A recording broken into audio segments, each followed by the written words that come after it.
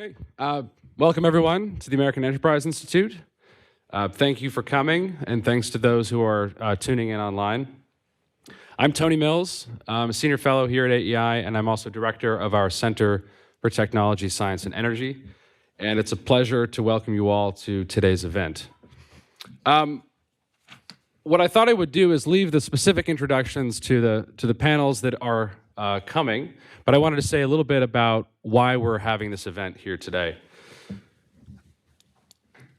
So, conservatism in America has always been comprised of not only various and sometimes conflicting political coalitions, factions, constituent groups, but also rival intellectual traditions, producing what critics might call internal contradictions, but its defenders see as productive tensions between social conservatism, rooted in traditional theistic notions about the human good and flourishing, economic liberalism or libertarianism, which is not only skeptical of government intervention, but also optimistic about the power of scientific and technological progress to benefit society. And lastly, a strong national defense, rooted in an antipathy to totalitarianism, and specifically its communist variety. Over the past decade or so, technological changes, political shifts here at home, geopolitical shifts abroad, have thrown this fusionism into doubt. Some would say even irrelevance. By the same token, these very changes, the rise of AI and related technologies, which holds the promise of economic gains, but also the potential to erode social attachments. The geopolitical threat from China, which demonstrates that totalitarianism remains a challenge to the liberal order and is not something of the past. And a renewed attention to the importance of religion in our public life. All of these things have raised the prospect of a new kind of political program that might balance similar priorities and goals: human flourishing and dignity and American security. Balance them in some familiar and perhaps some unfamiliar kinds of ways. So what are the prospects of such a project? Of such a, one might call it, a new fusionism? Are new technologies helping or harming the American family? How should our society balance economic dynamism with the preservation of communities, institutions? And what is the appropriate role of the state in addressing these issues? These are some of the many questions I hope that we will take up today. We have a terrific program, beginning with our first panel on the family. We have a lunch keynote in between, and followed by that, we will have a second panel on dynamism. I will, as I mentioned, allow the moderators to introduce those panels in more detail when the time comes. But I should mention up front, we have lunch provided during the keynote, and we also will have a small informal reception in the hallway here after the program concludes. So please, if you've come for the social conservatism, stay for the economic dynamism. If you've come for the economic dynamism, please stay for the social conservatism. If you've come for both, please stay for the tea and coffee afterwards. So without further ado, I'm going to hand it over to Robert Bellafiore, who's going to introduce our first panel. Thank you. All right, thank you. My name is Robert Bellafiore, and I'm Managing Director for Policy at the Foundation for American Innovation. And our panel is titled Scrolling Alone, Technology in the Home and the American Family. I think everyone here is probably pretty familiar with a lot of the concerns of recent years about technology's impact on the family. And while it would be very in character for a group of conservatives to sit around complaining about how terrible things are and then not doing anything about it, I do hope that our conversation today can be about solutions. What conservatives can do to protect the family from technology, and perhaps even whether there are technologies that are actually good for the American family that conservatives ought to embrace. To that end, I'm pleased to introduce our panelists who have done great work, not just bringing public attention to technology's challenges for the family, but also leading efforts to respond to these challenges practically. Claire Morell is a fellow at the Ethics and Public Policy Center, where she directs the Technology and Human Flourishing Project. Before joining EPPC, she worked in the White House Counsel's Office and the Department of Justice. Claire's book, The Tech Exit, A Practical Guide to Freeing Kids and Teens from Smartphones, will be published by Penguin Random House in June. Brad Littlejohn is Director of Programs and Education at American Compass. He was previously a fellow at the Ethics and Public Policy Center and president of the Davenant Institute. Brad's most recent book is Called to Freedom: Retrieving Christian Liberty in an Age of License. And Leah Libresco-Sargent is a senior policy analyst in family economic security at the Niskanen Center. She runs the Substack community Other Feminisms, and her newest book, The Dignity of Dependence, will be released in the fall from Notre Dame University Press. Claire and Brad were authors of, and Leah was a signatory to, a recent statement, A Future for the Family, a New Technology Agenda for the Right, which was published in First Things. And on your tables and by the exit, we have a collection of some of my panelists' writings, and I'll also plug my colleague John Askinis's work. We have a booklet collecting some of his writings on conservatism and technology, so I encourage all of you to take a copy of all of these home. We'll start with opening remarks before moving to a broader discussion and closing with some questions from the audience. Claire, you've been an aggressive critic of the ways that new technologies, in particular the phones and social media, have harmed the family. Start us off by just telling us why you think the right needs to respond to these technologies and what we should do about it. Thank you, Robert. So in my work, I have focused on policy solutions to the harms of digital technologies to children and families. And from that angle, I want to just briefly explain why we need the government's help to protect the family from these threats. So our self-governing republic depends on a virtuous, flourishing citizenry, and virtuous citizens are primarily formed by families and religious communities and the relationships of love and mutual responsibility they create. The purpose of families is to help form people of virtue and character. But big tech companies are working to form a different kind of person. They want our children to hand over as much of their time, attention, and data as possible. Smartphones and social media are not designed to be used responsibly. They are designed to overpower our self-control and turn us into unthinking, dopamine-addicted users. Screens and their apps are habituating children towards an inhumane way of life. And children's developing brains are particularly vulnerable to tech's dopamine-inducing features. Dopamine does not create satisfaction or lasting pleasure. It only produces craving. And the means have become the ends, as the virtual world is now more reality for children than real life. There's always a desire for more, and it's never satisfying. And on the other hand, the online world also is critically depriving children of oxytocin that only comes through in-person interaction, through eye contact and physical touch, and we know is critically needed to bond us with other humans and to establish relationships of trust between parent and child, between siblings, and between friends. And so children are being deprived of this online, and they are becoming overly sensitized to the virtual world and desensitized to real-world relationships and pleasures.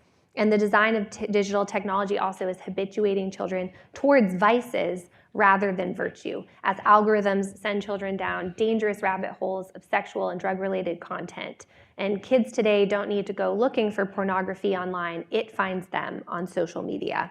So we all know there is a problem, but leaving the solution up to parents isn't enough. And I think that is the main point I want to convey today, is that there is a role for the government to help back families up, to back parents up with better laws to help govern our technologies.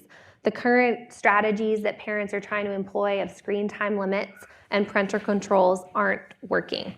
Time limits don't eliminate the addictive, mentally consuming effects and nature of the technology, and the controls available don't actually allow parents to see fully into what their kids are seeing and doing online.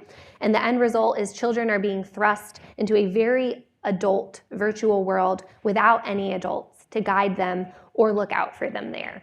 And so this is why parents and families need help from the government to respond to these threats of digital technologies. And this is why we wrote in the statement that you have copies of, principle number 4, that we need the government to help wrest childhood from the grip of social media and smartphones. There are collective aspects to these harms where even if a child is not on social media, they can still experience the negative effects because of the way that social media and smartphones have completely changed the social environment for children today and the learning environment as these screens are increasingly distracting children from learning at schools. And so the whole purpose of our statement is really to encourage the government to put the family in the center of our technological development and to use laws to help guide technology towards flourishing the family so that is not undermining it. And individuals on their own just aren't able to sufficiently do this, and that is why we need the government to help back parents up. So I hope we can get into discussing more of the actual concrete policy solutions, but I will just say that we really do need collective solutions to restrict digital technology in order to ensure that the next generation can become free and virtuous citizens.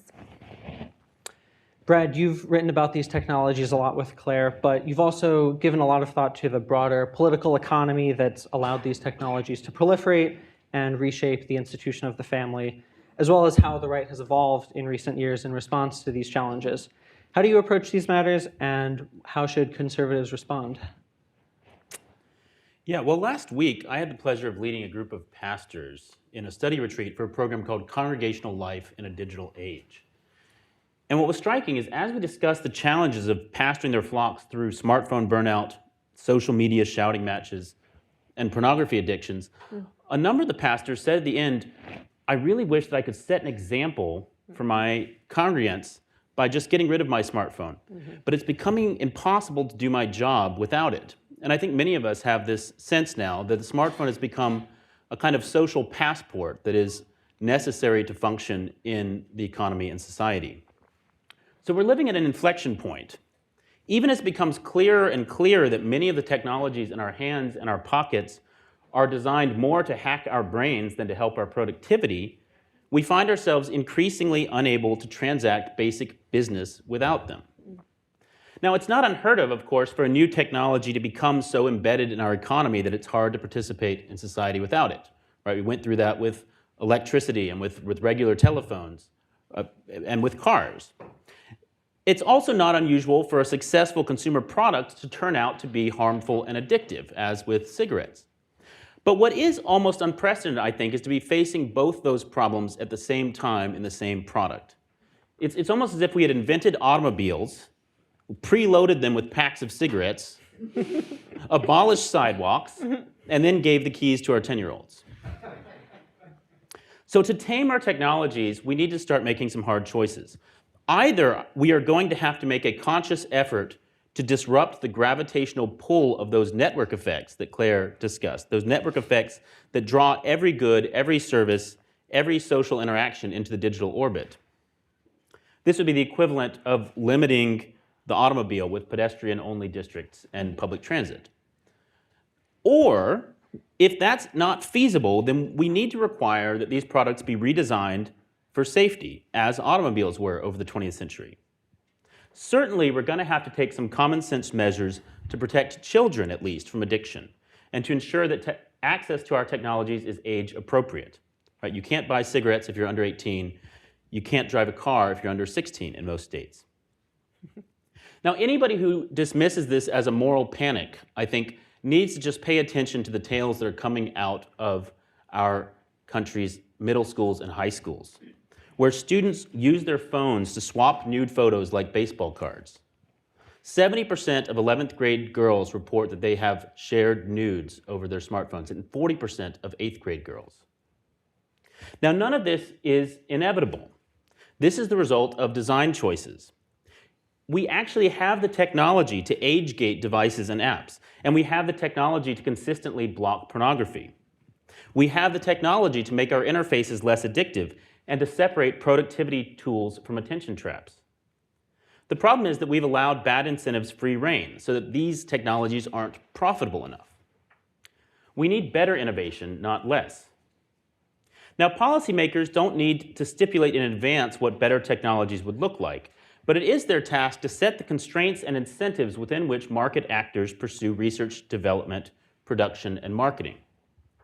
And it should be policymakers' objective to align these constraints and incentives with the health and flourishing of the human person, and to head off the ever-present temptation toward a Sackler-style capitalism that gets rich off addiction and exploitation of souls and bodies. Now, occasionally this will mean hard bans and aggressive prosecution, but more often it just means taxes, subsidies, research grants, patents, and other regulatory tools that are available to the state. Our problem has not been a lack of levers to pull, but a lack of interest in pulling them. Punch-drunk from the pace of innovation in the digital age, we have been content to let our tech lords move fast and break things, accepting that this is the price that we must pay for prosperity. But I think the price is growing too high to ignore, and it's time to re-examine the choice architecture of our technology policies.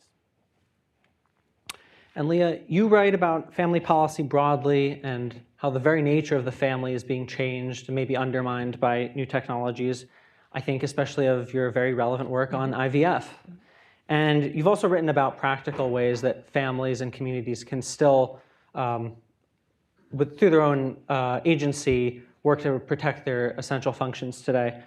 What's your view on ways to protect the family from these technologies, whether through government policy or through parents or communities finding a new approach on their own?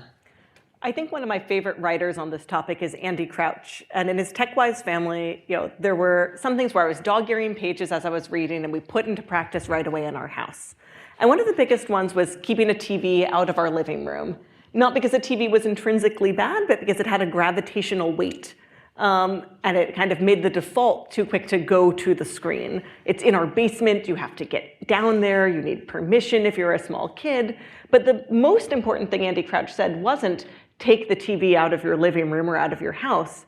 It was that when you're giving a no, it has to be for the sake of a better yes. So it's not just a question of removing bad things from the family or the living room or society.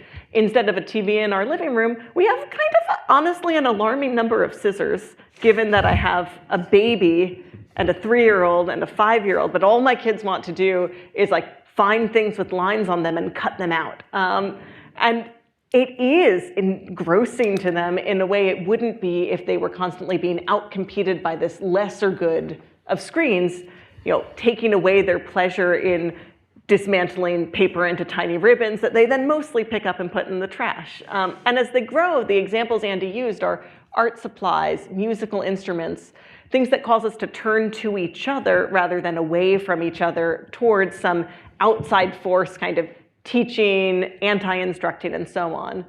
And so part of how I think about this balance is, we started with that discussion of where is fusionism going, and I'm not going to touch that in detail. But I think that where can we give a no for the sake of a greater yes is both what SOCOMs bring to the table in this discussion, and it's hopefully what I want to see out of the dynamism discussion in the afternoon also, because that's where government action can become appropriate.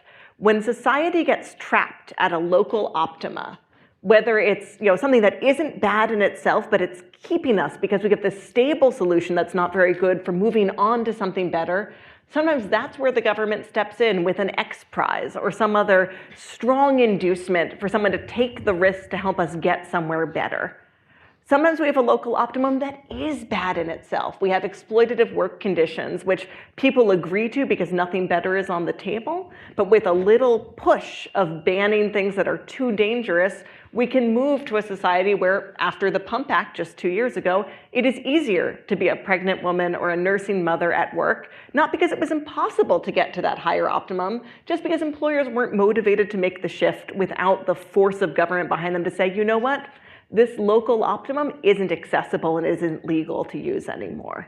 So I think that's really the challenge here, that we don't just want to be saying no to the many genuinely harmful things. We want to be asking at every level, is this a household's decision? Is this a state decision, a government decision? But we're trying to get people out of places where they're trapped at a local optimum that's either destructive or just not as good as the America we know we can build, and find either the pressures or invitations to get somewhere better. Claire, why are we having this conversation now? Or another way to put it might be, what took so long? There seems to be a growing public recognition of some of the concerns you've mentioned. A good example might be, there's definitely a statewide backlash against phones in schools, but I think plenty of critics today would be saying, we could have anticipated a lot of these problems 10, 20 years ago. So what do you think is behind this growing mandate from the public today for some kind of action? And then what do you recommend is the best way to capitalize on this momentum from the public? It's a great question. I think, it was several kind of factors coming together. Why it took so long. I mean, the short answer is that Section 230, a law that was passed in 1996 to help protect the very new internet industry, has been really overexpanded by the courts to essentially immunize tech companies from any wrongdoing whatsoever, not just for liability for content that they host, but even their own designs, their algorithms, their product design choices to make these technologies extremely addictive, and even from distributor liability for knowingly distributing criminal content like obscenity on their platforms. And so the short answer is that the kind of normal channel we use to hold companies accountable when their products turn out to be harmful to consumers was largely blocked when it came to the tech companies because lawsuits for wrongdoing would just get thrown out at the motion to dismiss stage. And so for a long time, that has really kind of stalled, I would say, the protecting kids online space. And then the second thing would be, I think at first we felt like these technologies were sold to us, particularly social media, as a way to actually help people stay more connected. This was going to be just a great way to actually increase our social connectivity and social relationships. But the opposite then has proven true as data has borne out over time, showing that especially children and teens are isolated and lonelier and more anxious than ever. And so the kind of second factor I feel like that has then pushed us where we are today has just been more and more research coming out from people like Jean Twenge and Jonathan Haidt, just clearly showing that these spikes in rates of teen mental health issues like suicide, anxiety, depression, and eating disorders all were around the time that the kind of smartphone and social media became ubiquitous among teens and also became much more addictive when the like button was invented in 2011. And just the social metrics components were kind of added to these platforms, and algorithms and other features have made them even more addictive. And so I think that we're now seeing people really waking up to the harms that these technologies really overpromised and have underdelivered, and the kind of question of why are these tech companies just completely getting off the hook for these harms? We need to do something about it. And so I would say that I'm encouraged, particularly by states. State legislators have passed laws just over the last several years, both to protect children from online pornography with age verification for porn sites laws, and then other states passing laws related to protecting kids from social media, requiring parental consent for kids to form social media accounts, saying that this is a kind of contract that is within states' power to regulate, that these giant tech companies can't just form contracts with minors, these kind of whole host of terms and services that they have to agree to without parental consent or involvement. And so I think we're just really starting to see, in my opinion, the tide turning as people are aware that there has been really impunity for these companies. Our children have been left unprotected. The parental control settings are just not enough. Filters have not been effective at shielding children from pornography. We actually need the government to step in and back parents up, and recognizing the collective nature of a lot of these technologies, particularly social media and smartphones, requires group action. It requires a collective solution to protect childhood and protect the childhood social environment and learning environment from the influence of these technologies. And I'm also very encouraged as more and more states and school districts have decided to completely get phones out of the school day, not just because they are affecting the learning environment and distracting students in the classroom, but just because they are also interrupting the kind of formation of relationships among students. And so having them banned from the entire school day means that kids are actually going to talk to each other in the hallways, and they're going to make friends at the lunch table instead of being siloed on their individual screens. So I'm very encouraged by these developments, and yeah, I hope that sufficiently answered your question. Brad, I'm curious if you have other policies you want to add here. And in particular, to Leah's point about the need not just to remove things, but to add some positive benefits, I'm curious whether there are positive policies that you think could strengthen the family rather than simply protect it. Because it seems like a criticism one could make of your agenda is it's almost entirely reactive or negative. It's removing phones, blocking content from kids. Claire, your book is the tech exit. That seems to make it pretty explicit. So I'm curious what you have to add here. Yeah, well, the first thing I'd say is I don't think we need to feel shy about that or embarrassed that it's at this point primarily a no, because I think if you've gone too far in one direction, there's no shame in backtracking a few steps before you move forward again. And we have had relentless, accelerated technological innovation such that society and the family in particular hasn't had time to react and adjust.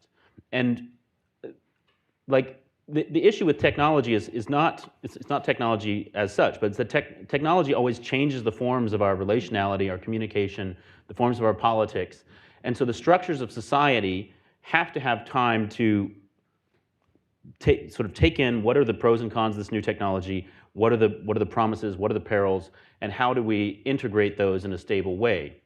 And as technological innovation has accelerated, we find that the family and our political institutions are always playing catch up and haven't had that time to sort of take stock. So I think a sort of cooling off period, as it were, where we said let's kind of take some of these things out of our just sort of daily lives, have less tech in the household, makes sense to give us a sort of a new equilibrium from which we can then say, okay, what are the new technologies that are actually going to be beneficial for the family? That said, technology itself has to be part of that process. Technology is part of the solution as well as part of the problem. And so, Claire was talking about age verification. That required technological innovation. And in fact, when this issue came before the Supreme Court in 1997, initially they said it would be great if we could age gate the internet the way we do the brick and mortar world. The problem is the technology doesn't exist to do that yet. And then the problem is that the way that when it came before the court again in 2004, the way they wrote the decision basically discouraged companies from even trying to go in that direction. So there was kind of a negative incentive to even try to invest in age verification technologies. Finally, 20 years later, that technology has come a super long way. So now, for instance, one of the concerns was privacy. Do you have to upload your ID to the internet, and who's going to, what are they going to do with it? Now there's technology where you can, without even putting your face on screen, just make certain hand gestures in front of a camera for 30 seconds, and it can tell within 2 months how old you are based on the way you make hand gestures. Because of the way our neurophysiology develops, children make hand gestures differently than adults. So that's an amazing technological innovation that actually then makes possible the restoring some of this equilibrium and bringing the online world back into some kind of conformity to the offline world. Another thing, though, I would say more positively that I think from a policy direction is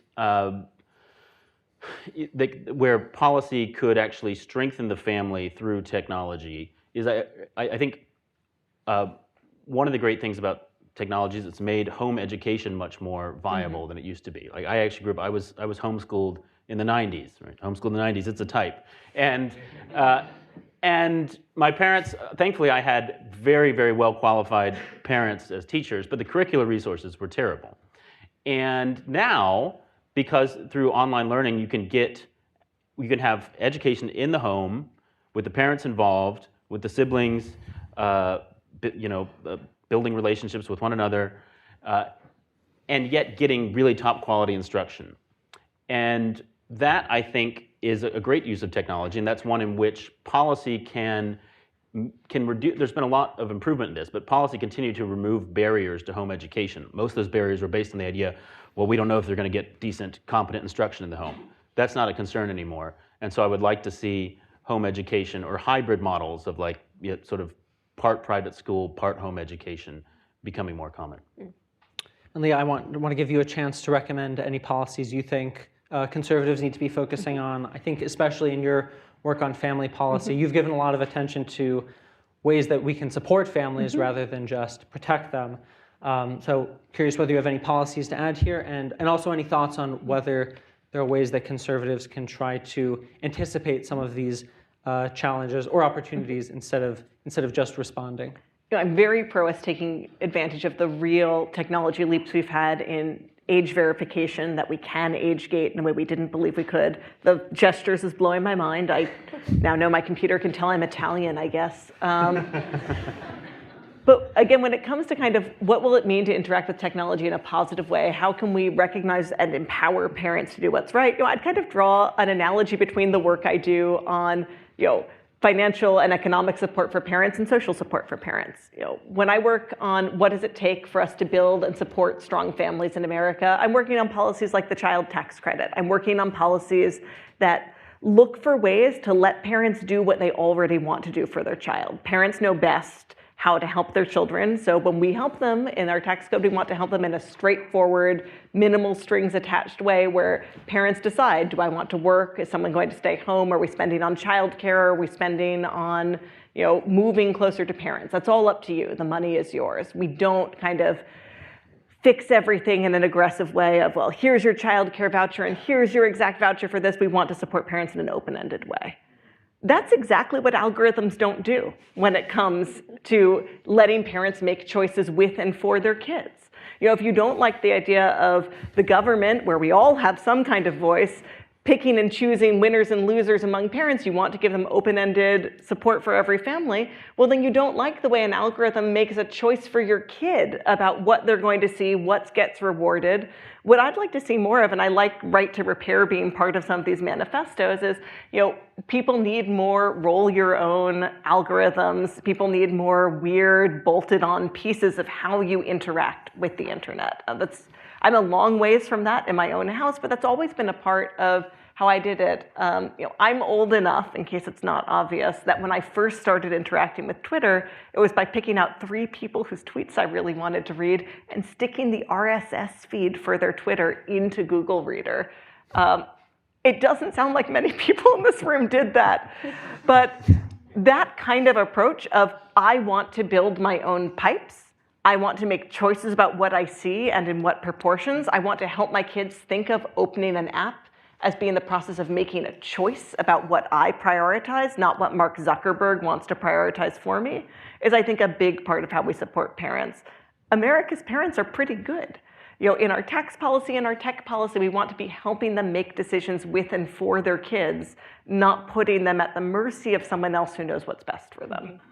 I'll just jump in and say some other solutions that states and then some federal bills have proposed are kind of these ability to opt out of some of these design features. Like I want to be able to opt out of algorithms for my kid or for even myself. Like I don't want these certain notifications or infinite scroll or some of these other things. So some states had passed bills kind of mandating that for under a certain age, and then others are trying to put that in as an option that the user would be able to control more of their experience.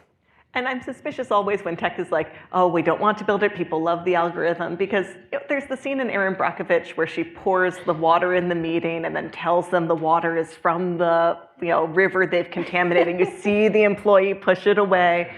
And we've already had that scene on the tech front. We know that tech execs pay extra to make sure their nannies never use technology around their kids. They send their kids to Waldorf schools. Like, it's not a mystery that they know this is harmful. And it's not unreasonable to ask, give ordinary parents who can't pay as much to exit as you yourself are able to do more tools to be able to say no to all or some of this. You know it's dangerous. You've kept it out of your house. Let us make a broader range of choices about how to keep it out of ours. Yes. And to Brad's point, where the tech companies have the ability to do this. Like I think that this kind of myth that like, oh, we can't do this. We want them to innovate in that direction. Like we're trying to channel innovation towards ends for the family, not saying that we don't want innovation. We're just trying to channel it in the right ways.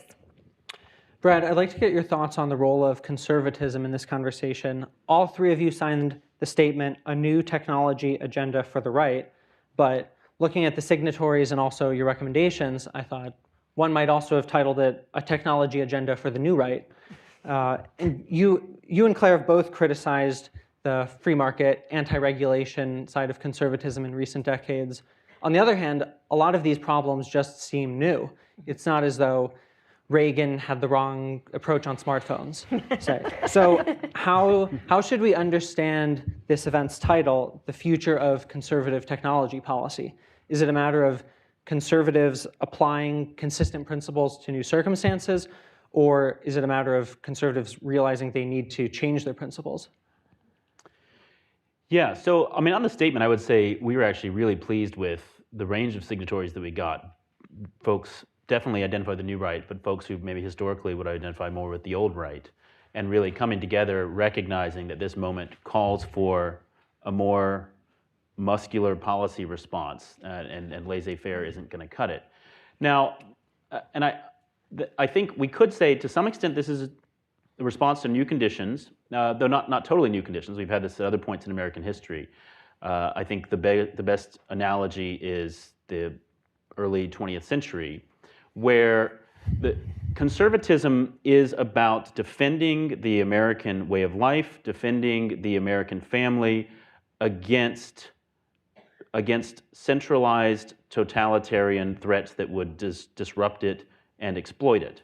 Now, for much of the 20th century, that biggest threat seemed to be from the state and from models of the state that we saw in totalitarian regimes abroad. But conservatives at their best have recognized that that can come from the market, or rather we can almost say from aggregations of private power that are political power. Their market power grown so strong that it is political power. And this, of course, happened in the late 19th century, where you had these massive monopolies in the railroads and the oil and the steel industries and the banking, and they recognized that as Claire was saying, the self-governing American citizenry was being compromised by dependence upon these distant power centers. And so you had a conservative Republican administration of Teddy Roosevelt. I think maybe the later forms of Roosevelt's progressivism did set the stage for some of the really bad developments in the 20th century left. But I think the early years of Roosevelt, you really see an authentically national conservative response that says the biggest threat here is private concentrations of power. So I think we're seeing the same thing now, in fact, far more so. If you look at just like the degree of monopoly power that some of the big tech companies have, it's much greater than what we were facing 100 years ago. I think what we can also say is part of it is just applying principles consistently. Conservatives have always championed the free market, but they've always understood that a free market doesn't just happen automatically. There are market failures, and policy has to create a framework within which those market failures are corrected. There are externalities where market actors can take advantage of those externalities to pass on their costs to third parties, and we see the tech companies doing this. There are information asymmetries. This is a common market failure, where the seller of a product knows a lot more about that product and about the potential harms in it than the buyer does. And so we have laws requiring disclosure. We have laws that try to ensure that the seller is not able to sort of take advantage of that inside knowledge to exploit the consumer. And we have product liability. This is a great thing Claire said, right? That the normal way in which American capitalism self-regulates is through litigation risk. We say, okay, you can build that product, but if somebody gets killed by it, then you might face a massive lawsuit. So you might want to consider designing that product in a way that has safety features. And there's always a trade-off between safety and efficiency, and to some extent we allow the market to calculate that trade-off based on its assessment of litigation risk. Section 230 basically took litigation risk off the table for one whole industry. Market theory would tell you if you do that, that industry is going to become the most profitable industry in the world because it doesn't face the same costs of business as other industries.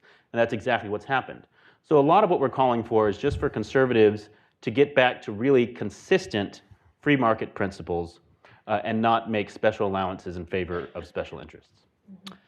Leah, there seems to be at least a tactical difference, I think, between you and Claire and Brad regarding the role of civil society, maybe in persuasion versus the government and political advocacy. And I'll give an example from your recent writings.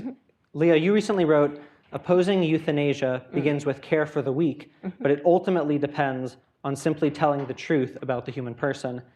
Claire and Brad, meanwhile, recently wrote regarding doctor-assisted suicide, quote, "We must mobilize," and you explicitly called for legal protections. So there does seem to be some difference, at least in strategy. So I'm curious what you think the role of the maybe a more localist or communitarian side of the right can bring to these conversations? So to be clear, I think we're all on the same board about banning it. And I think the question is about what builds the political will. And again, this goes back to that same question. When I say no to euthanasia, I know that's not a very satisfying or compelling no without a pointer to the yes of what does a better way to die look like.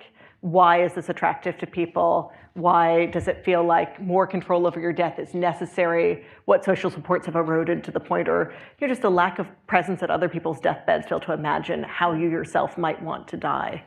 I think when it comes to this question of how are we mobilizing people, how are we giving people something to look for in the case of that yes, there's a lot that's done on almost what I would call an oil spot counterinsurgency against tech errors. This is unfortunately not something that's always worked out very well in counterinsurgencies against actual armies, but the theory is you're going to establish small areas of control and then expand out from there, not just that you have the military power to expand out, but when people see what you're building in the small areas where you have control, they want in. You're building up support for the local population because they see what you're building is better than what you're opposing. I think communities can do that. So my own husband teaches at a high school that has a no cell phone policy at school, and parents are opting in and knowing that then they get something in concert with other parents, and then other parents who sometimes don't even think they want a Catholic education specifically say, well, we want the tech bit of this. And then sometimes they find out by accident they've gotten the Catholic part and their kids convert. But in fairness, the principal warns them. So it's at that point, it's on them.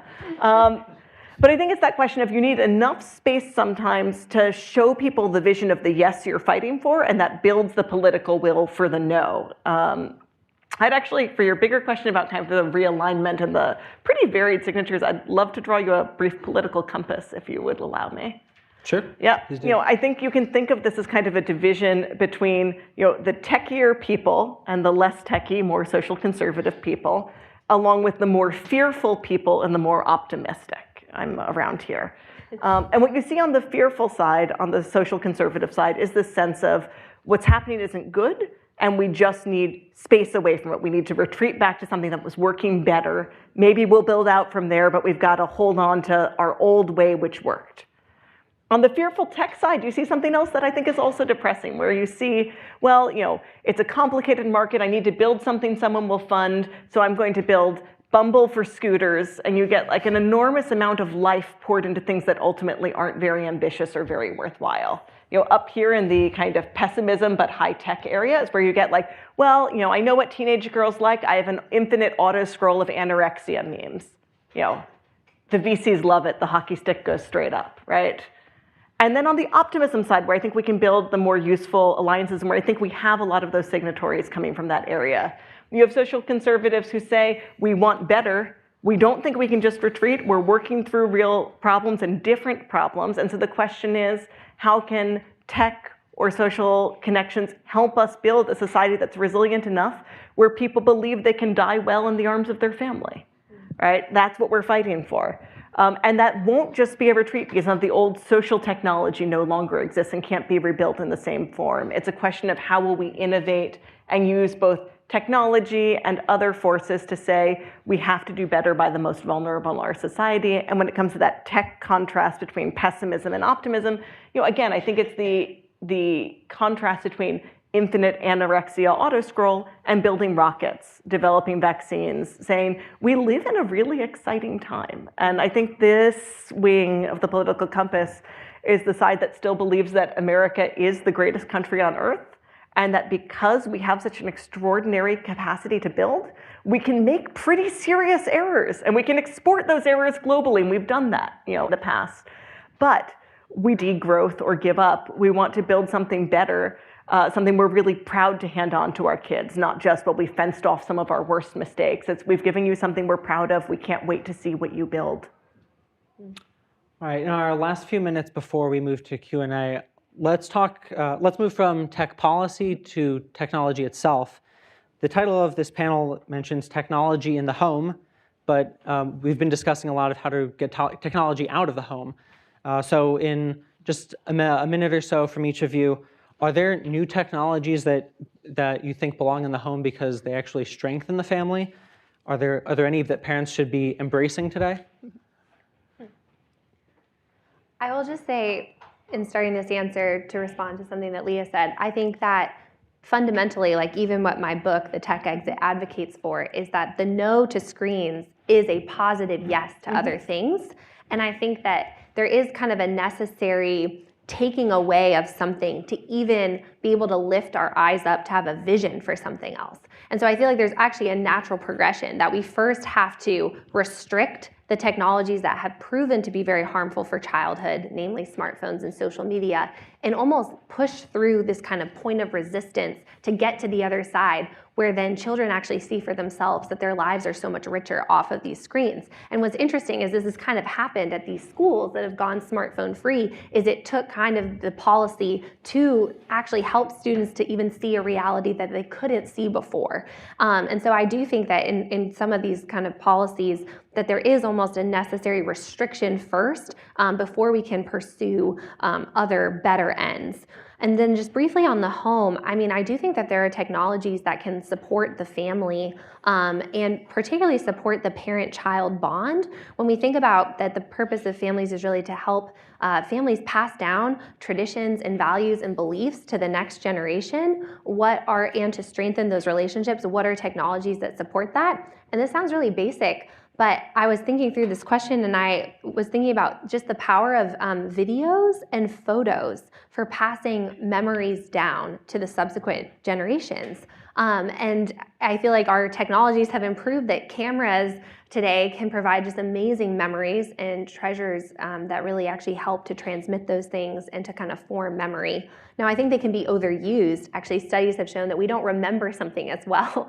Our brains are lazy, that if we're kind of just recording all of life, we're not actually experiencing it and remembering it as well. So there's a proper role for these things, but I do feel like there are technologies available to us.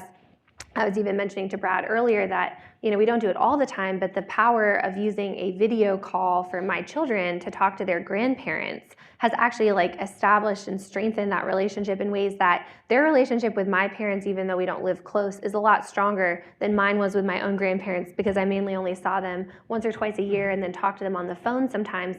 But where my parents can actually read my children a book and sing a song and they can see their faces is a really powerful use of technology, I think, that actually can strengthen families and strengthen family bonds. So those are just a few examples. Brad? Yeah, my mother is able to share with her love of complicated board games with my son. They will play 3-hour-long board games on Zoom. So I echo that. That sounds like hell. I'm sorry. Each to his own. So a couple others I mentioned. So one of the strengths of digital technology is its ability to store huge amounts of information and to share and export that. So how do you combine the benefits of writing by hand with the ability to store digital files and put them on a word processor and so on? This, infomercial here. This is I got this for Christmas and I love it. It's called the Remarkable, and my kids love it. So I don't let them use mine very much, but I think it's actually, I've been thinking it'd be a great tool to be able to get regular screens out of the hands of kids and have them using one of these, drawing and writing by hand, and then you can save and export files to a computer when you need to use it, but you don't have to use the computer most of the time. So this is a great brand new technology. There's something called Angel AI. I don't know that much about it, but this is an example of using really, really cutting edge AI technology to essentially say, what does AI do? AI's biggest strength is as a translation tool. So what if we essentially translated the world of adult information and knowledge and language to the level of a child and used AI as a way of basically mediating the whole experience of the internet? So not just saying let's block the pornography and such, do that, but also say, what does it look like what does the 8-year-old version of this website look like? And that's what this tool, this new company, Angel AI, is doing. So basically creating a kid's web browser. So I think that's a brilliant example of a positive use of technology in the household. Yeah. But I think more fundamentally, and this ties in with some things Leah said, is just a philosophy where you say, we talk about our technologies as tools. We don't really treat them as tools. I mean, you don't carry around an electric drill with you in your pocket all the time and sort of take it out and admire it every 30 seconds, right? So if we actually want to treat these as tools, then we need to have an on-need rather than an on-demand relationship to them. And this is how we brought up our kids, is instead of saying, I think the mistake many parents make is they have sort of unlimited access, and then they realize, oh dang, they got into hardcore pornography, we need to start pulling things back. But we tried to say from the beginning, every device is password protected, every website we have a list of websites that would make sense for you to access. If you want access to another website, you request it. So everything is on need, and our kids are just internalized. This is a tool to be picked up for certain purposes, and if I need to use it for that purpose, I ask my parents, and they'll let me use it. And then eventually, by the time they're teenagers, they get their own logins and so on, but they've internalized that this is not just a sort of use by default and then try to screen out the bad stuff. It's a use for particular purposes that it's good for. So I think, I'm not a technologist, but I think that our technologists could come up with ways of designing the technologies more with that kind of experience in mind, rather than what we have encouraged them to do, which is just like make it as frictionless and immediate and continuous of access as possible. And I'll make a digital and a physical technology recommendation here, and the ethos I think that connects the two.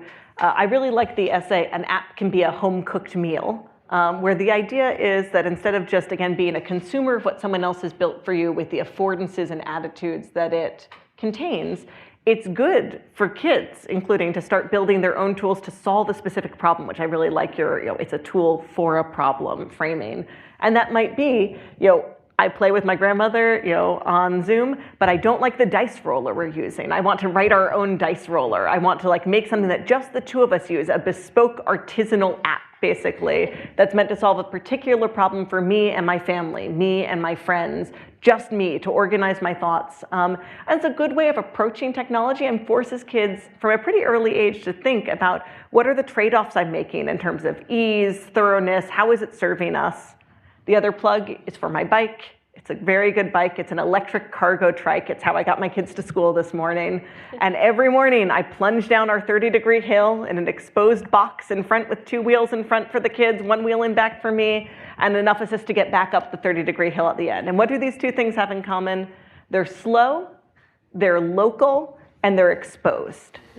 That app development, it doesn't just exist there for you. You have to make choices. You have to think about the implications of each choice you make, whether it's serving you or not.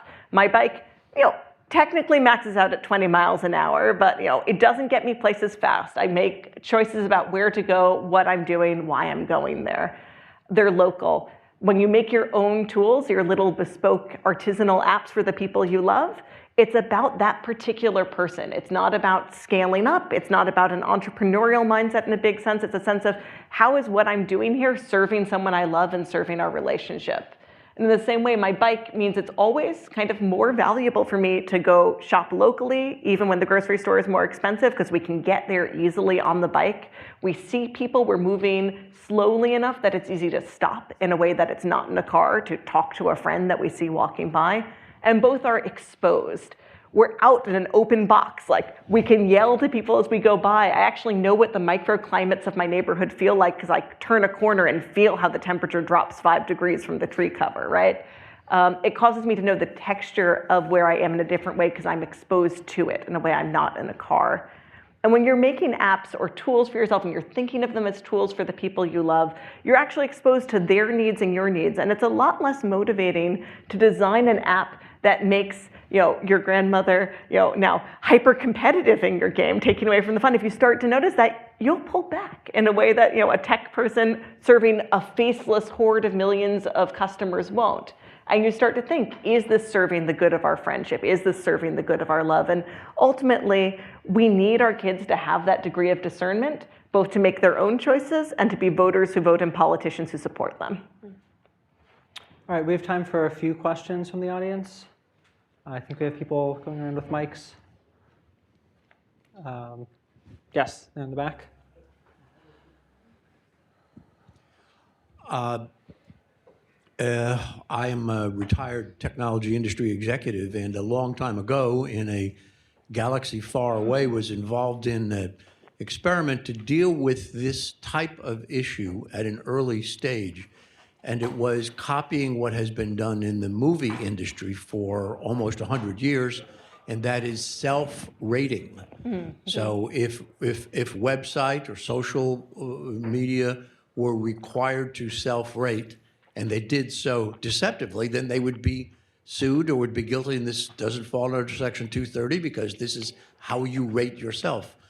Technology has moved so far ahead of those early days in that concept of self-rating as a way, but the benefit of it is that it permits complete freedom.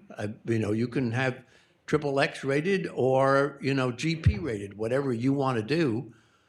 So it doesn't constrain speech in any way, but it was opposed vehemently by many conservatives who felt that it was a constraint on speech, that no one should be required to label their own speech. And I don't know if anybody on the panel has observation of whether there's any relevance today to the benefit or the opportunity for self-rating. Thank you. I can speak a little bit to it because we've been involved in some efforts looking at the app stores and trying to make app stores safer for kids and giving parents more oversight into what apps their children are accessing or downloading. And a lot of the apps do self-rate. I think the problem that parents are experiencing is that they feel like they're not accurate and that they're just kind of choosing their own rating system. There's not consistency or standardization across the even two kind of different main app stores. So this is definitely a challenge for parents. I think what we've kind of run into is challenges legally with requiring certain standards for app ratings would be seen as a type of compelled speech. And so like the Entertainment Software Review Board was actually a voluntary board that was formed. And so we've thought creatively, how could we try to incentivize the app stores and apps to adopt something similar that would be a voluntary standardization process. So there would be kind of clear standards for how apps are rated. And so it would be really clear then to parents whether or not it would be safe for their child to use a particular app. Just piggyback off of that, I think my understanding is that a lot of the places where we do have compelled speech, where you have like warning labels on products and say that they're required to have those, are actually the result of legal settlements. So they were sued, and then part of the deal was, okay, going forward, you have to have this label. And so then that avoids the constitutional concern of just kind of proactively compelling the speech. And this is where the Section 230 problem comes in again, because many of these companies have never had to have those settlements because suits have just been thrown out of court because of Section 230 protections. I think self-rating only works at a certain scale. I can rate a book, but not a library in the same way. And a lot of these apps operate more like a library, where it's hard for them to even know what they're putting out in front of.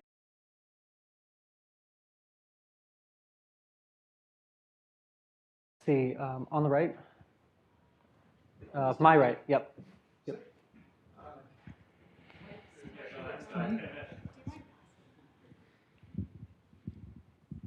Hey, what's good? Zach Hill with 39A. Some really awesome discussion about some specific applications of technology to different dimensions of human flourishing. You mentioned education. There was something in the article about new biological technologies. I'm curious, stepping back from that, do you believe there's an affirmative role for technology in the avenue of human flourishing? And specifically, do you believe that there are kinds of human flourishing that are enabled or enableable via technology that would be extremely difficult or impossible otherwise?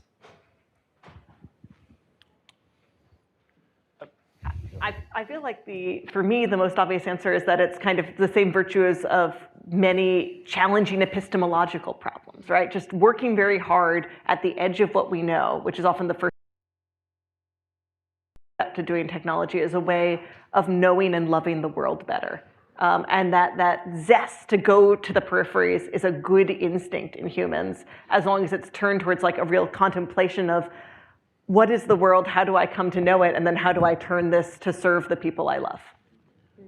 I mean, I think first thing that comes to my mind, obviously, is medical technology. I think the advancement of medical technology over the last 150 years has massively enabled human flourishing, right? It used to be you were likely to die, likely to die in infancy. If you made it past infancy, you probably died in what we would consider middle age, and you often had to deal with really terrible diseases along the way.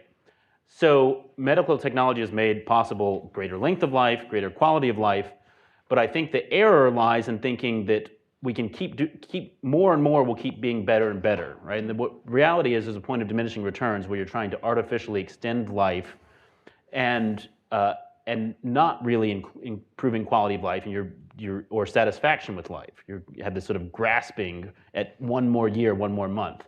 And I mean, my favorite line that I always use in these discussions is a passage from C.S. Lewis's Abolition of Man, where he makes a joke about Irishmen, as Englishmen do. Or actually, I think he's Northern Irish himself. But he says, there's a joke about the Irishman who discovered that a certain kind of stove would reduce his heating bill by half. And so he assumed that if he got 2 such stoves, he wouldn't have to pay anything at all. And I think that's our predicament, is we discovered a certain kind of medical technology could reduce human suffering by half. And so if we just double up, then we won't have any suffering at all. And I think that is a mistake where we're coming up against the limits of our mortality in a way that becomes self-defeating. All right, maybe we have time for one very brief question. Yes. Thanks. Thank you guys for your remarks. At the state level, Claire mentioned the state level. I think that I'm not wrong to say there's sort of 2 different flavors of policy from conservatives. One is to make the internet kid-friendly. How can we make this more kid-friendly? I'm thinking of like the California Age-Appropriate Design Code, which did not come from conservatives, but there are a couple of different versions of that. And then the Florida version, where it's like kids really shouldn't be on here until they are much older. And I wonder how you guys are thinking about this tension, which I do think is a tension where you prioritize, are we making this kid-friendly? Are we putting our political chips to make this a kid-friendly design? Or are we saying this really isn't supposed to be, we can't make this kid-friendly. We shouldn't be in the hands of kids under any circumstances. I can start by just saying I'm definitely in the camp, and you can tell this from my writing, of this is not something that really should be kid-friendly, in the sense that I think the underlying design behind particularly social media and even online pornography websites and smartphones is to make these technologies as addictive as possible. And so it's really difficult, like if that's the business model, and they're trying to actually extract as much time, attention, and data as possible from children, and they're making them highly addictive, that really children's developing brains are just extremely vulnerable. And so even like a kid-friendly version of an app where the content is much more kid-friendly, or it doesn't have some of these elements, I think that at the kind of most basic level, it's still harmful to children because of their brain development, that they're not actually able to self-regulate or have the emotional kind of regulation or impulse or self-control to moderate their use of the technology. They're always going to be craving more just because of the dopamine-inducing features. So I feel like the more I've actually spent time in the brain science, the more I've become convinced that because children's brains are still developing, they're so vulnerable to these effects that it's just not a safe thing for children in general. And then to the second reason for that would just be the collective aspects of these technologies that have really changed the way kids are relating to each other, that have undermined real life in-person friendships. That even if you keep a few kids off, if everyone is on it, then it's just that the kind of effects of feeling isolated or left out or anxious or depressed can still be, seen in children who even aren't on the apps. And so to me, it's like a historical precedent where we recognized something was so addictive that it was so harmful to children's brains, like alcohol or tobacco. We just age restricted it completely out of childhood to say we have to protect this vulnerable period of child development. And that's both on a brain level and a social level, that they need to develop these real life in-person friendships with each other, and this technology is getting in the way of that, whether or not the content is kid-friendly or not. All right, please join me in thanking our panelists.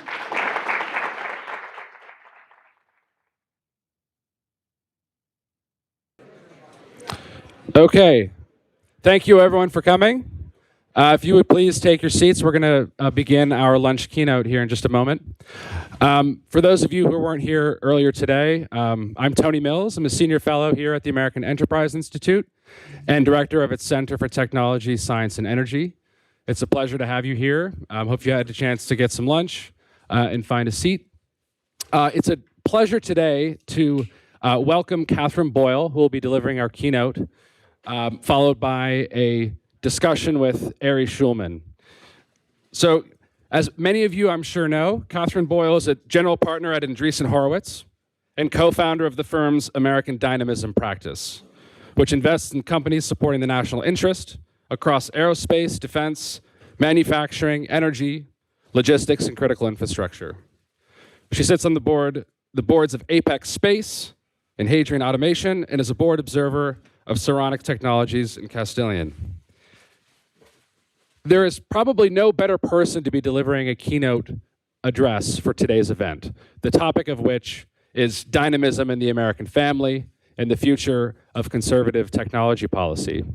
As we discussed at our first panel, and as I mentioned in my opening remarks, a lot of the issues that we're grappling with today concern the tensions, sometimes productive, sometimes conflictual, between various factions on the American political right and within the country generally. Tensions that have in recent years really centered on the role of technology and the extent to which it can inhibit or promote human flourishing and human dignity. Catherine herself embodies both the dynamism and the pro-family agenda that we've been talking about in one person, both personally and professionally. And so it's a pleasure to have her here at AEI and to discuss the topic of technology in the family. And without further ado, I'd like to welcome her on stage.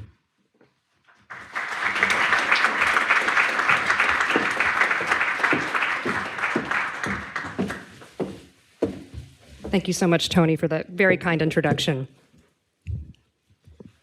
So it's a pleasure to be here today at the American Enterprise Institute to speak about the great opportunity in front of us to rethink the relationship between technology and the family. Now, when I say relationship, many of us think of the screens that we hold in the palms of our hands, or the amount of hours a day our toddlers spend watching Cocomelon. I know mine spend too much time. But I think there are other people who can have those discussions much better than me. Today, I want to discuss a deeper, more philosophical relationship between technology and the institution of the family. We recently watched the Vice President head to France, where he discussed the importance of American dominance in artificial intelligence. And I've been struck by this administration's real focus on innovation. Those of us listening word for word to the inaugural address just last month couldn't help but notice references to colonizing Mars, all of the world's information in the palm of our hands, the split atom. And it's refreshing to see technology being celebrated as the engine of American economic growth after years of Washington denigrating it. And we're finally seeing the enthusiasm for how government can leverage technology and the technology sector to promote American dynamism by unleashing limitless energy, deterring conflict, and manufacturing abundance of all kinds. And indeed, investing in American dynamism is my day job, my life's work, my calling. But today I want to talk about my other job, my most consequential job, according to the Ordo Amoris. And that is my job and my duty as mother. Because for all the talk of technology in the state, we should be talking much, much more about that other institution that is perpetually at war with it. And that is the institution of the family. All of history is a war between the family and the state. Any college student studying Plato's Republic learns quickly of this conflict, though it's often only discussed in political theory classes. But in practice, it is clear that these two institutions are in direct conflict for control over most of our aspects of daily life, how we live, what we believe, what we worship, our history, and our daily reality. Now, if this sounds a bit hyperbolic because it now seems that the family sits comfortably inside the state, that is because the state has been winning the long civilizational war against the family for generations. The long 20th century should teach us this. It is the story of American growth and excellence, but it can also be accurately told as the story of the dramatic weakening of the family. It begins with the fundamental transformation of industry, where mothers and fathers are pulled from the home to work in factories and then companies. It proceeds with 2 atrocious world wars in Europe, where millions of families are decimated. The strength of states is greatly intertwined with war. States grow stronger in war, while families are literally destroyed. It is no coincidence now that as we look at our European neighbors, we now see a continent subsumed with regulation, censorship, green authoritarianism, and a birth rate that predicts their demise. A very strong state, yes, but anemic families. We then move to communism and the Cold War, where we see communism's brutal attack on the family for both political and psychological reasons. The one-child policy that ravaged China with forced infanticide wasn't just to remind mothers that the good of society matters more than the good of her home. It was a reminder that the family is not, nor will ever be powerful enough to compete with the Chinese Communist Party. Authoritarian regimes always attack the family first. Christian imagery was removed from the Soviet Union for this reason. The core institution at the heart of the Christian church is the Holy Family. Our myths and our stories in the Judeo-Christian and Western traditions are ones of tribes, families, lineage, and the authority that comes from that. It is no surprise, then, that the Christian story begins with conception and childbirth, and the Holy Family's lineage ends with the mother watching in horror as the state tortures and murders her son. I'll say it again. All of history is a war between the family and the state. And the greatest enemy of the family is authoritarianism. Now, what does all this have to do with technology? Well, the adage, the enemy of my enemy is my friend, always rings very true to me in Washington. Coalitions are built by identifying the most serious threat and then finding common ground from that. Strange bedfellows are sometimes necessary, I'll admit. And to paraphrase Peter Thiel, what does a general, a businessman, and a priest have in common except for their shared hatred of communism? For a good half-century, the conservative movement in America was a tenuous alliance of business owners, social conservatives, and hawks who came together to defeat the 20th century threat of authoritarianism. But we are now faced with a new authoritarianism.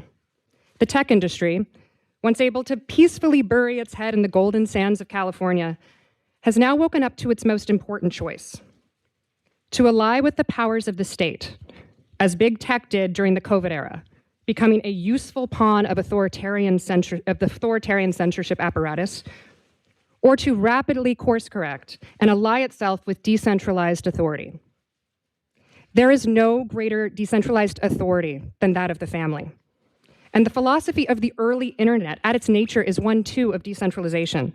It prizes creative destruction, birth and death and birth again, of ideas and companies, and the freedom that comes from ensuring that no central authority can ever stifle, break, or control or break the long arc of innovation and creation. This is fundamentally the philosophy of technology. And we must make sure that this philosophy is embedded in our most consequential technologies going forward. In recent decades, tech has moved away from this natural inclination to support decentralization and open source authority. Mark Andreessen has called this movement to squash open source innovation in AI the greatest threat to freedom, greater than anything that tech has ever experienced, including the most recent social media censorship wars. Indeed, the open source debate is not merely a heady debate between the nerds in San Francisco about how we are going to architect artificial intelligence. It is a political debate of control, and one the family is very familiar with. The same calls for safety and harm avoidance that regulators use to attack innovators have been used to decimate family rights in this country for decades, in healthcare, in education, and in religious freedom. And we should recognize these rhetorical attacks for what they are: disingenuous power grabs. Now, much has been written about this nascent alliance between the tech right, or the so-called tech right, and this administration, and how weird it is for the transhumanists of Silicon Valley to find common ground with the Maha mother in Missouri, except that they have identified a common evil. They know that the gravest threat to their businesses, their industry, their family's health, and their freedom is a censorious and authoritarian state. We are now living through a generational political shift, whereby an industry of builders can choose to ally with the most organic, nurturing, and future-focused institution that nature has ever given us, and that is the family. And I believe that it is in the best interest of both tech and the family to do so. Now, all of this philosophy is very important, but it doesn't help a mother with her childcare. It doesn't lower the cost of education or building a family for the future of our children. And the question that mothers and fathers care the most about is how technology can make their lives easier, safer, and more prosperous. So I want to focus today on 3 things that I think tech can do to support the family in very concrete ways. Indeed, I think we must do these things if we want to see stronger families in this country. We must change the way we work, we must change the way we educate our children, and we must work to radically transform the culture and make families a priority again. And if we can build trust through these common goals, I believe we will see a thriving alliance between tech and the family for generations. Let's start with work. Every major technological innovation fundamentally reshapes both work and the family, whether it's a physical innovation, as was the case of electricity to spur the second industrial revolution, or a biological innovation, as a single pill led to millions of women entering the workforce in the 20th century. Digital innovation is no different in how it will and can transform work and family, and we must make sure it truly benefits the family. Now, at the height of COVID, a few weeks after I gave birth to my first son, I wrote an essay titled, "Can Zoom Save the American Family?" And at the time, I was hopeful that working from home would be a transformative shift to knowledge work by removing the morning commute a few days a week, by allowing parents to be much more present in the family home, and by allowing the always-on culture of the internet to supplant the 9-to-5 rigidity that requires people to be in their desk at a given time. I still believe that this is the best model of 21st century knowledge work. But recently, we've seen leaders in corporate America demonize work from home, arguing that the experiment in their companies has failed.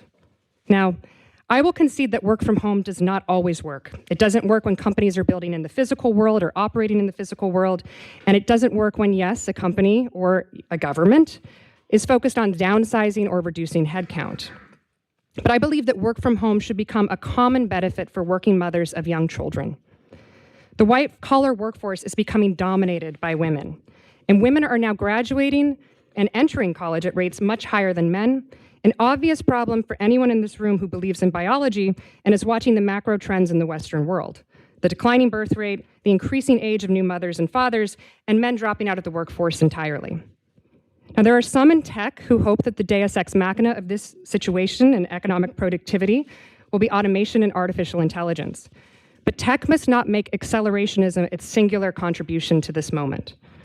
We must normalize working from home as a benefit for mothers of young children. Not a right, but a benefit. It is more important than fertility benefits, maternity benefits, childcare benefits. And I single out mothers here because we cannot ignore the trends showing that women workers are essential to the growth of the American economy, and we desperately need more of these women workers to become mothers. Now, work from home is not the only way that technology is supporting the family. It is making the family more entrepreneurial. Etsy, Shopify, payments technology, and small business software has made it possible for anyone, anywhere in America, to start a small business, to turn their hobbies into a storefront. For all the denigration of the influencer economy, there are countless mothers and fathers who have used the tooling of the internet to sell their ideas, all from the comfort of their kitchen table. This means a mother can now earn income while her child naps from the school parking lot. And it means she has much, much more opportunity to support the family from her home. The second way that technology can support the family is by improving and reducing the cost of education. We are currently experiencing an education revolution in this country, where many states are supporting educational school choice. Programs like education savings accounts that return tax dollars to parents so they can make the best decisions about their child's education.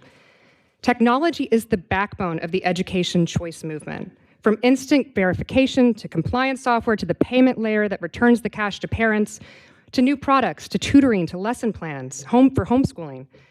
We must continue to fund education innovation in the private sector to ensure that technology reaches parents faster. Beyond school choice, artificial intelligence is on the verge of fundamentally transforming how our kids learn. and it should be utilized to build infinitely patient and extremely knowledgeable tutors for every child in this country. Bloom's Two Sigma problem, which tells us that one-to-one education is the best way to educate children, should now be the right of all children in America.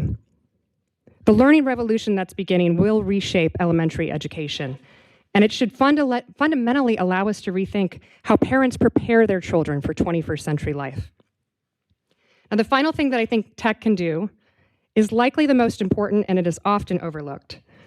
Tech must fundamentally help reshape the culture and make America pro-family again. I was recently asked how I would make motherhood high status if given the opportunity, and many people were stunned by my response. Because I didn't mention tax policies or reducing the cost of childcare or increasing the housing supply, all of which are very important topics for someone else to discuss. Instead, my suggestions were small, seemingly insignificant changes to the culture which can have an outsized impact on how we communicate status hierarchy in society. We are living through an age of mimetic power and mimetic war. Meme it, and we will be it. We need a society that praises the family in little ways, on screen and off, every day. And I'd argue that technology is doing a much better job of this now, and that the physical world can help signify these priorities as well. Things like changing the names of carpool lanes to family lanes, making it a norm for families to always board any form of transportation first, ensuring that parking lots have families parking to keep children and mothers safe. These are small, small tweaks, yes, but memes are powerful and can have a tremendous impact on how society communicates our priorities. All culture is downstream of technology. Founders know that tweaks in an algorithm can have an outsized impact on how the culture evolves. A single influencer on Instagram can have a greater effect on behavior than the smartest tax policies. We must build and own the culture, on screen and off, if we want to see stronger families. Now, I don't want to end by focusing on the enemies of the family in tech, but focusing on the core values that bind us together. Many have asked me over the years to describe the core philosophy of American dynamism, which some see as aligning tech to the state by bringing technology into government. And as I mentioned at the beginning of this talk, it is essential that technologists help unleash dynamism in America. But this movement is not statist. It is first and foremost a philosophy of creation and growth in support of the national interest. And that means the nation, the American people. There is no nation without the family. And I believe the family, not the state, is the true institution at the core of building American dynamism. Now, many in tech have turf wars about atoms versus bits, or which companies are truly doing the most good for society. But the philosophy of American dynamism is that building in and of itself is a good thing, a virtuous practice, and building a family, the ultimate good. There is nothing that focuses us more on the future than building a family. No company can compete with the longevity of the family. It is the institution built for scale, for infinity, that will continue on long after we've all left this earth. There is no growth, no arc of human innovation, and frankly, no America without the family. And it is our duty as those who recognize this civilizational truth to always build in service of it. Thank you.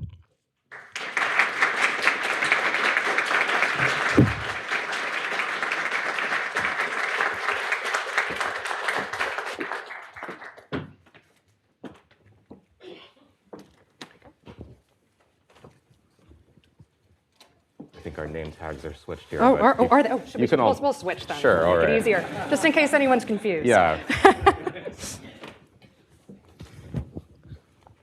All right, well, thank you so much for that lecture. So I am Ari Schulman. I'm the editor of The New Atlantis, which is a science and technology magazine. It's been described before by a friend as a magazine that studies how technology changes what it means to be human. So I think that's a sort of a subtext of what we're discussing here today. I wanted to start by asking you, that the theme throughout the conference today has been this strange new coalitions that are coming together through the subjects that we're discussing here. I think it is such an interesting confluence that even the concepts that we're discussing together are unusual ones. You know, very directly, when you're in the world of technology studies and of thinking about the meaning of technology, you simply don't hear about the family very much one way or another. We've been promoting this event on our channels, and we've gotten a couple of readers writing quizzical emails. What are these things doing next to each other? The title of the conference, Dignity and Dynamism, these are also not concepts that you normally hear about right next to each other.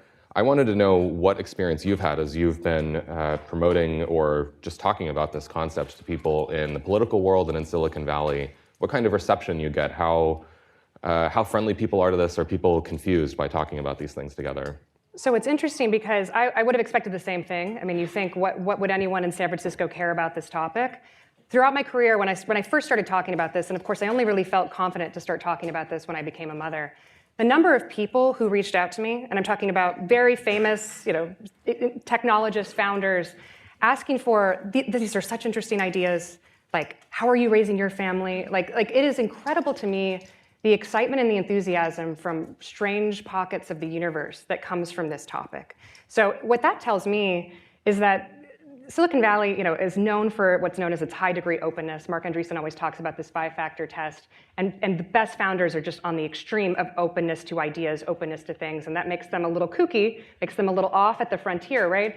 But they're open to this idea that actually maybe the family is more important than we thought it was. Maybe I've been fed bad memes for a long time. Maybe I've been reading the wrong books, or maybe I haven't even really thought about it because the culture told me that I shouldn't have to think about it. And now that I'm thinking about it, I know nothing about it, and I really need to think from first principles. So I've been pleasantly surprised with, people always want to talk about American dynamism, but I would say equally, if not more, I get pings about, so do you have any recommendations on how you would homeschool your kids? Do you have any recommendations on how, on how to use screens? Very tactical things from technologists who really want to get at the heart of this issue and build for the heart of this issue. So I think it's the opportune time. As you said, strange coalitions are coming together. That's always a good thing. The volatility is always a good thing for investor, which means that great things can come from something that didn't exist before. So I'm actually pleasantly surprised by the enthusiasm for this conversation, especially in Silicon Valley. Okay. There's a broader question to ask there about technology, thinking about technology as a moral enterprise. I was nominally trained as a technologist. I studied computer science in college. And the conceit of the way that technology was talked about in that time, which was the 2000s, was that it is this morally neutral enterprise. Technology is just a tool, and it's entirely a matter of our choice whether we use it for good or for bad. That seemed to me obviously wrong at the time, but that was the way that people thought about it. And now it seems like there's a lingering vestige of that, but people are much more ready and willing to talk about technology as something that you can apply memes to, right? Something that has a kind of an inherent ethos or a vibe that you have to pick a spirit to it, that it is going to be pro-family or pro-accelerationist or pro-the future. Do you feel like you've seen a shift of that kind, right? A kind of recognition of technology as something that has an inherent direction and one that we need to pick one way or another. Yes, and I think it's, we always say it's building is such a crucial part to life, right? Like we're all here for a purpose. And I think that technology can, yes, it can be used for bad, it can be used for bad things, but I think the sort of core belief of American dynamism and sort of I think where Silicon Valley is headed is that there is this question of now it's not just this cottage industry. Like I did allude to, kind of digging our heads into the sand and not really thinking about sort of the broader implications of what we're building. I think no one denies that anymore. Like there's sort of tech has sort of grown up when you think this is still a pretty early industry. I always like to compare it to the Renaissance. We're probably like not even at high Renaissance yet for tech culture. We're probably still early to mid in terms of where this sort of burgeoning movement is going or this historic movement is going. And so I think people are sort of waking up to actually like there is power in what technology can do. We can build faster than we ever have before. Not only is it the engine of American economic dynamism, but it has global impact as well.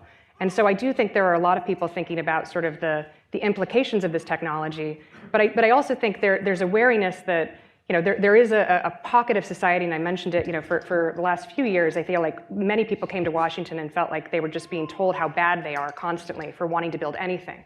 And I think that's the flip side of this, is that we can't denigrate technology because we're scared of it. Like we have to embrace the fact that we are moving faster and faster, and we have to ask these very important questions. I think that's why symposiums like this are so important, and we should have more of them. But I also think we shouldn't sort of, I would say, have this bias towards, well, let's not embrace technology. because there's a lot of people who are embracing technology for their own needs, and we have to make sure that we're embracing it for the right reasons as well. I'd like you to maybe tell us a little bit more. You've painted some very evocative individual parts of the pro-family technology vision that you're offering. I'd like to hear anything more about that. When I'm listening to this keynote and you're talking about technology as a force of decentralization, right? We've had all of these centralizing forces, and technology could decentralize and make the family the locus of essentially of American life. It sounds to me like a very Jeffersonian ideal. You know, I'm imagining homesteads in the early 1800s and people with their plows and kind of their little tinkering projects. Yeah. It is this very old American ideal, but it isn't one that we really have, I think, experience thinking about in this era of American life because the technological forces have been pushing against that. So what does that look like in your ideal future 20 or 30 years from now? Is it something like a new kind of high-tech version of the American homestead? Well, so I think we're in many ways already heading that direction, right? Like I talked about, like there's so many examples, not only of working from home in a company, but just the entrepreneurial spirit that is now hitting the home. I loved the piece that John Askinus and wrote in, I believe it was in National Affairs, correct me if I'm wrong on that, but it was a wonderful piece on, we are moving technology, I believe he called it the third oikos, that we're moving technology back into the home.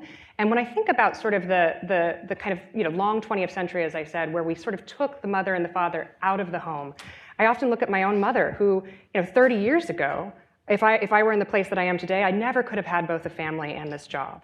And there is something about what technology has given us. And yes, there's a lot of people who will demonize the smartphone, but it is allowed for people to both have work and family and to have this sort of deeper relationship with their home, where they don't have to be in the boardroom all day, they don't have to be in their desk all day, and they can have a more flexible arrangement. And I just think that if we're kind of moving out, say 20 or 30 years, I think we're going to see more and more flexibility that is built for the workplace, more and more ways that people can earn income off this global storefront that we have, this sort of global enterprise that people interact with, but they're going to have the choice to interact with it from their home. And I think that is extraordinary. I think I'm more on the extreme side probably than most people now. I work from home. I often like to think that I have an avatar that's sort of out there 24/7. Many of you are content creators or writers or thinkers, and it's sort of like your work is on the internet all day. We have these sort of dynamic sort of town squares now with X, and I think there'll be many more that happen in the coming decades, where we can sort of place ourselves out there and earn income from that. And I think that will just become more and more powerful. And then it's like, what is our personal life actually? It makes us say, okay, like we have to rethink our private life. And I have a little bit more of an extreme version of this. I don't live in Silicon Valley. I lived there for a long time, probably a little too long for my liking, but I now live in Florida.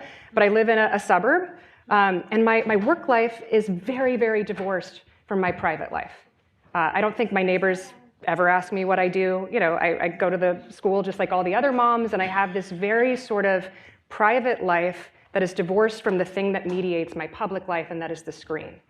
And if I have to make a prediction, I think more and more of us are going to live that way. We're going to have many sources of incomes, many avatars that work for us. And again, I like to say I have an avatar now, but it's not that scary. It's more that I have a presence that is online when I am not. And I think that is something that I think we're just going to see more and more of, and that's going to be beneficial to the home. And then it requires us to think, how do we want to interact with that presence? I have to show, I wish I were better at this, and I'm trying to get better at it, but you have to then have more discipline. How often do you interact with that screen? And it puts, again, the onus back on the family to make those decisions of how you interact, but at least it gives the family the power versus the company the power or the state that power. And I think that's the real thing that we want to make sure is that families can make the decisions over how they interact with this technology and how they interact with the world. That's very helpful, and it leads naturally into my next question, which is, I think that in your keynote, you're identifying, to simplify a little bit, there's three main actors here, three main forces. There's the family, the state, and there's technology. And you're identifying the state as the main villain, essentially, in the story of the family. It's not an unfamiliar, but it just hasn't been the emphasis so much in the way that social conservatives have thought about technology, especially over the last 15 years. It's much more been the case that tech has been the villain. The first panel this morning, I think it was Brad Littlejohn who was saying that with the tech trends that we've had, even if there is a lot of an agenda for building a new type of technology in the future for the family statement, the first thing that we may have to do is roll that back. And even that statement, I think, identifies tech itself, separate from the way that it's been used used by the state, as a kind of anti-family force at least over the last 15 years. I think there are elements of that in your keynote as well, right? So you talk about,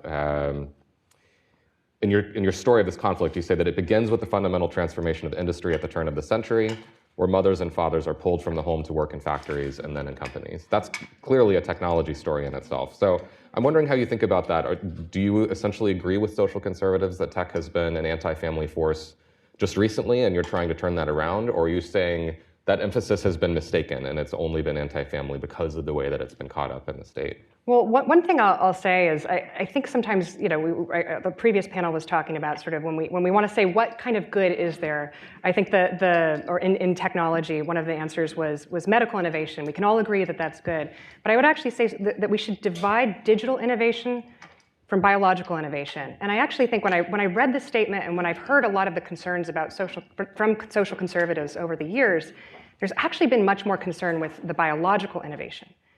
I actually think that is the deeper thing. And it's interesting because then I think oftentimes tech gets lumped into that biological innovation. I made the joke about transhumanist, but I was actually talking to a very famous an investor who I won't out publicly, and I was saying something about transhumanism and sort of biological transhumanism and how that's sort of seen as sort of the San Francisco thing.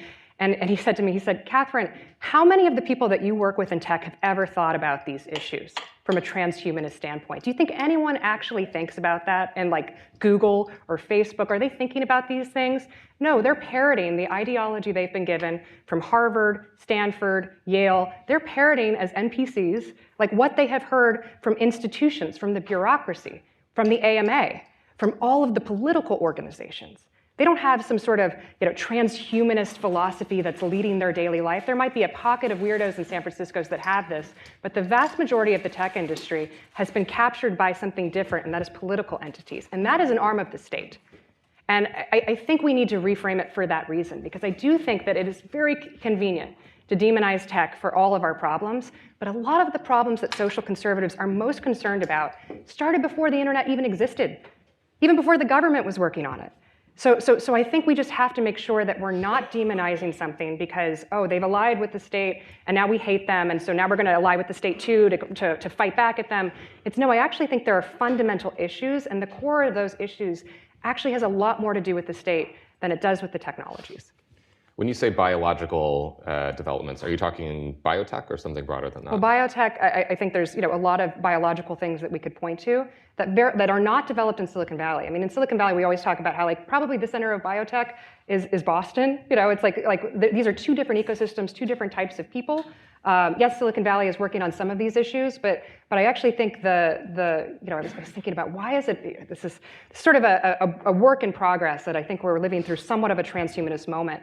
And if you look at that, when did the transhumanist moment actually start? It was probably in 2023. And we had the two biggest innovations of 2023 were Novo Nordisk, Ozempic, right? Fountain of youth, fountain of beauty, miracle drug. And then the other thing that humans care about, which is the tree of life, tree of knowledge, right? All of the world's information in our fingertips, complete access to intelligence through ChatGPT and OpenAI. So what a moment to have these kind of mythical cure-alls given to us in the same year. Biological transhumanism and digital transhumanism. And it is amazing to me that Americans are so much more on board with the biological transhumanism than they are with the digital. They are terrified of AI. And social conservatives as well too. It's we cannot let it's terrifying. But no one is terrified of the biological side. And I think that's a long trend for Americans, right? When you look at America, I mean, you might not consider this transhumanism, but 40% of Americans have a tattoo.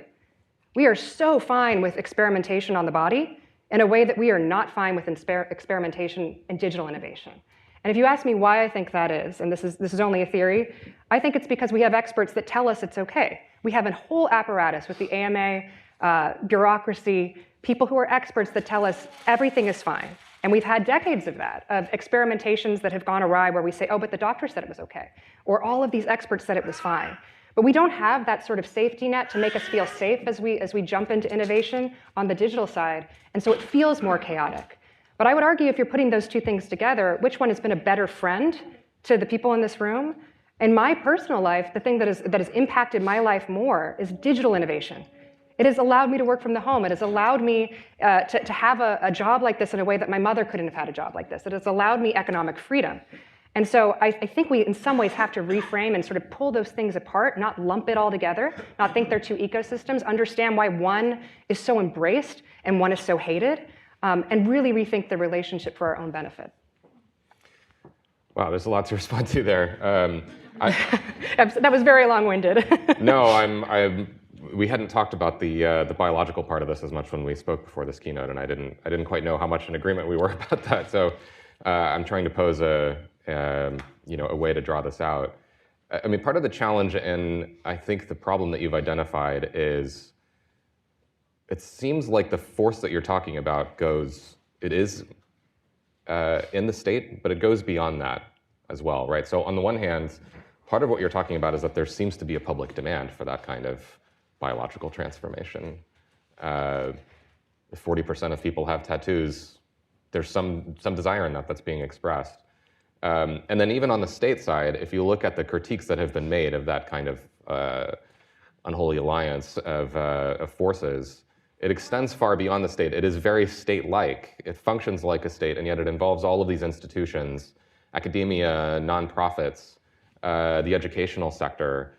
I think one of the most astute things that's been said about this is that it doesn't seem to have a centralized force of control in the way that a normal state does. Mm-hmm. It's like the opposite of the mythical Hydra, right? So it has a million tentacles but no clear head, and it functions in this strange kind of coordination where no one person decides, and yet it works as a unified whole. The challenge of that is that that sounds like a very decentralized force, actually. There's a kind of coordination function happening. John Askinis has an essay in our new issue that's trying to explain this. And he talks about this in terms of the protocol, right? That there are kinds of ways of regulating decision-making that have the effect of coordinating across a wide number of actors. But that is a state-like force, but it isn't just the state, and it is also decentralized. Mm-hmm. And the solution that you're offering is itself a sort of decentralization, or this is a very high-level theoretical question. Well, I think it's also just correctly identifying who the enemy is, right? Like it looks very different. You can say it's decentralized, but it could just also be a very, very large state. It's a state that's been allowed to grow in different ways with different pockets. And again, like when we're taught, the core question is how can tech and sort of this new version of tech ally with the family?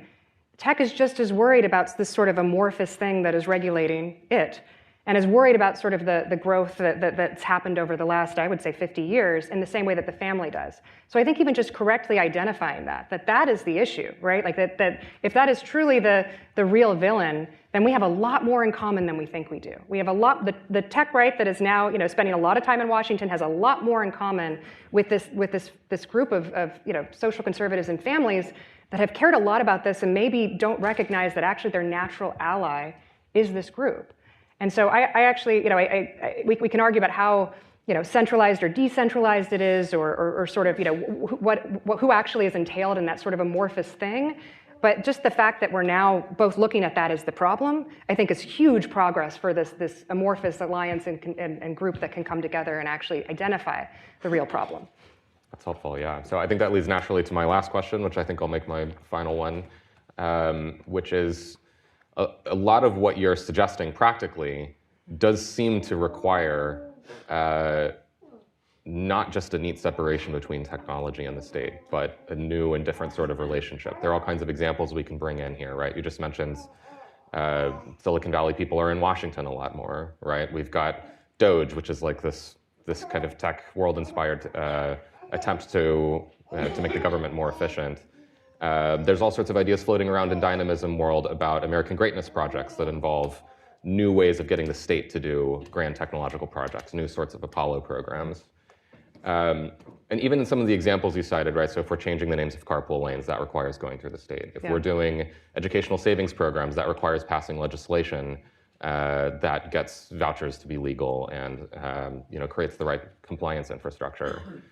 So it seems like one way to describe the shift that we're seeing right now is that the relationship between technology and the state is changing, but it doesn't seem to be getting more distant. It seems to be more like technology is deciding to become dominant in that relationship instead of just observing Well, them. so it's interesting, I mentioned ESAs, and that's, I think, a very good example because it is technology working with the state to take power away from the state and give it to families. So with a lot of these sort of alliances, and I think this is actually true of many of the American Dynamism companies I work with, whether it be in education or another good example, I go to a lot of defense conferences and I talk about what's happening in defense technology and with little tech and with startups. And one of the questions I am getting now is, 8% budget cut, is that just going to destroy the American dynamism sector? And I say, no, it's actually going to embolden it.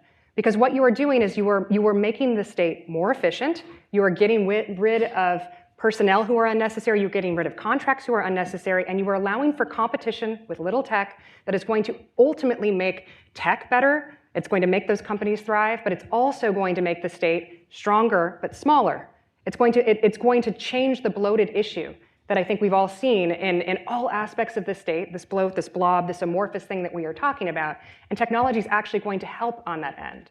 So I think ESAs is a perfect example of that, where you would say, well, why would it ever be in the best interest of a state to ally with tech to weaken itself and give more power to the family? And the answer is because elections matter, and that's what the people voted for. And I think that's also a huge part of this. Like, I am not one of these people who think that tech is going to solve every crisis. I'm not one of these people that thinks we don't need to even really think about sort of the politics. Like, all of this kind of has to work together, but we have to make sure we have sort of the same teleological end, which is that the family matters more than the state. The state exists in service of the family, and our policies and the way that tech operates has to make sure that that is the case as well. And so, again, I'm not an anarchist. I think that it's great that we have companies that are working with the state. I think it's also great that the state exists. I'm not one of these people that thinks the state needs to go away. I'm just saying that we need to make sure that when technology works with the state, it's in service of the family, and that the state is not dominating in the way that we've seen when it gets to be so extraordinarily powerful that it takes power away from families. I think that's a very good note to end on. Thank you very much, Thank you so much for joining us. Thank you for your questions. Thank you. Thank you. It was great.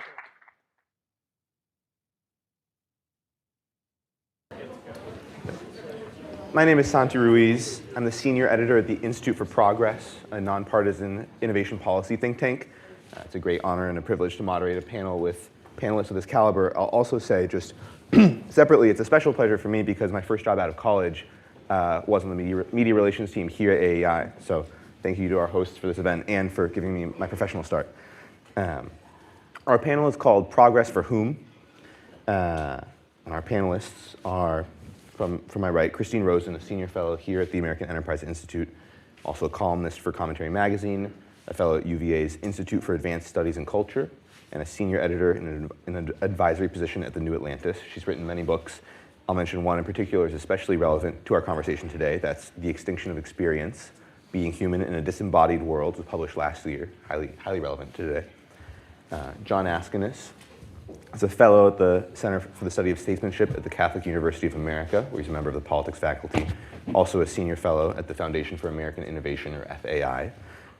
With Michael Toscano, who couldn't be with us today, he co-authored the essay on your table in National Affairs called Technology for the American Family. And lastly, Ryan Streeter was for a long time the director of domestic policy studies here at AEI. He's now the executive director of the Civitas Institute, a new think tank at the University of Texas at Austin. We will take questions at the end, so hang on to them for a second. I'm going to start with you, John. Oh no. I want to quote a section of this recent National Affairs essay. And I quote, "When we attempt to identify the forces undermining the family, many social conservatives reflexively turn to the culture and to the economy." And you go on. "Yet a sober analysis suggests that cultural and economic changes do not tell the whole story. Countries with cultural and economic systems as divergent as those of the United States, Saudi Arabia, Norway, and China are all struggling with similar issues of family formation, marital stability, and fertility." What's your explanation? Yeah, I mean, obviously it's the technological change which is driving these issues, driving cultural change, driving economic change, and driving important changes to the family as an institution that are occurring around the world, regardless of social system, regardless of economic system. So you're seeing similar problems in Saudi Arabia, South Korea, and North Korea, China, the United States, Europe. When I wrote my essay, Why Conservatism Failed, one of the criticisms I got including from esteemed people like Christine, was that I was making a radical point, and my response was, I'm making a very common sense point taken to its radical conclusions, right? It's obvious. It's not even shouldn't even be controversial that technological change is the primary driver, the long-term driver of these kinds of cultural and economic changes. I think then we have to have a debate about what to do about that fact. But that technological change and the course of technological change is, in fact, in the driver's seat.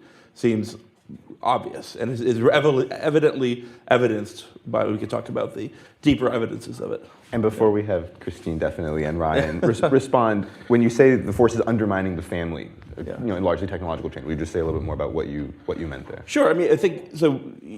Conservatives traditionally might look at the economic forces undermining the family, making it the sort of two-income trap, making it more difficult to have a single breadwinner, maybe forces encouraging delay of marriage and delay of childbirth, economic forces including education premiums.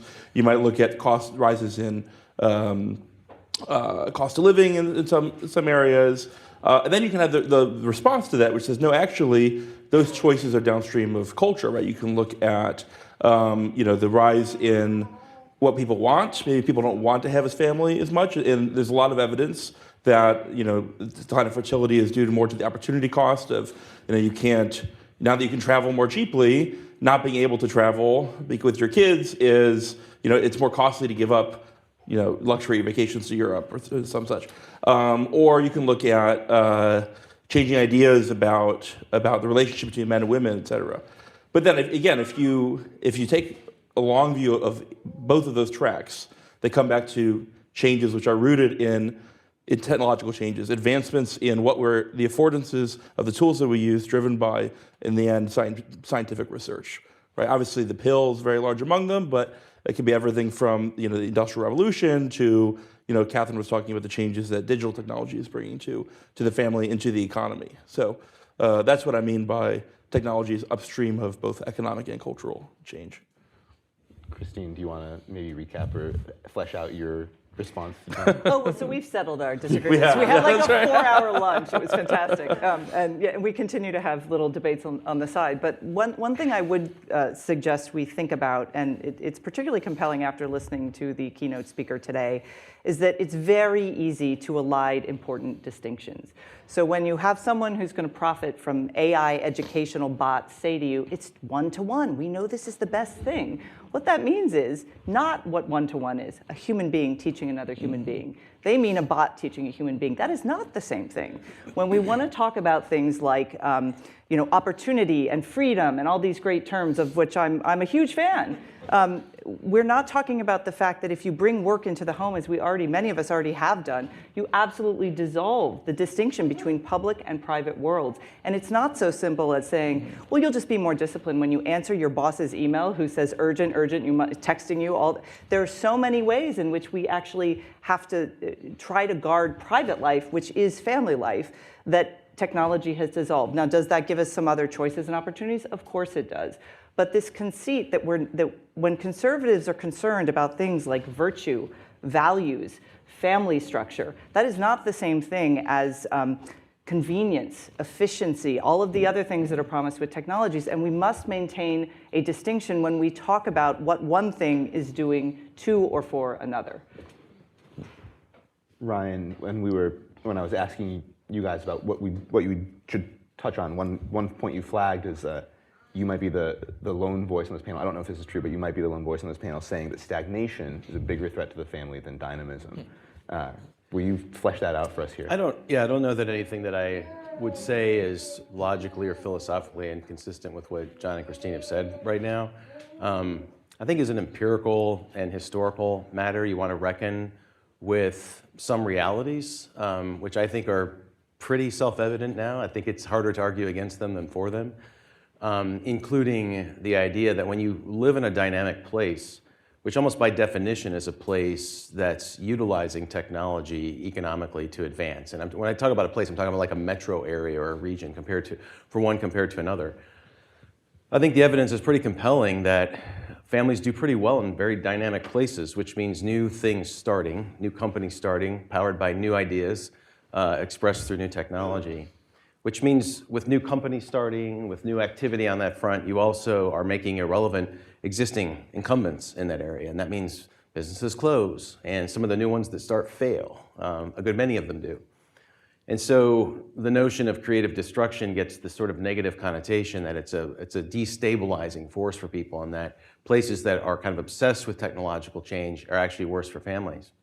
It's interesting though, when you look at like the cities in America that have the lowest two-parent married childbearing households, it's Detroit, it's Cleveland, it's Memphis, it's Milwaukee. I think I just gave you the top five. And when you look at the places with the highest share of married two-parent households, is places like Plano, Texas, and Arlington, Virginia, and Fremont, California. And so you want to take seriously this idea, which has been found in kind of another bit of economic and social science literature, which is that in places where you do have a lot of this kind of churn going on, which again these are places that are more open to technological innovation and change, what we often think of as very disruptive.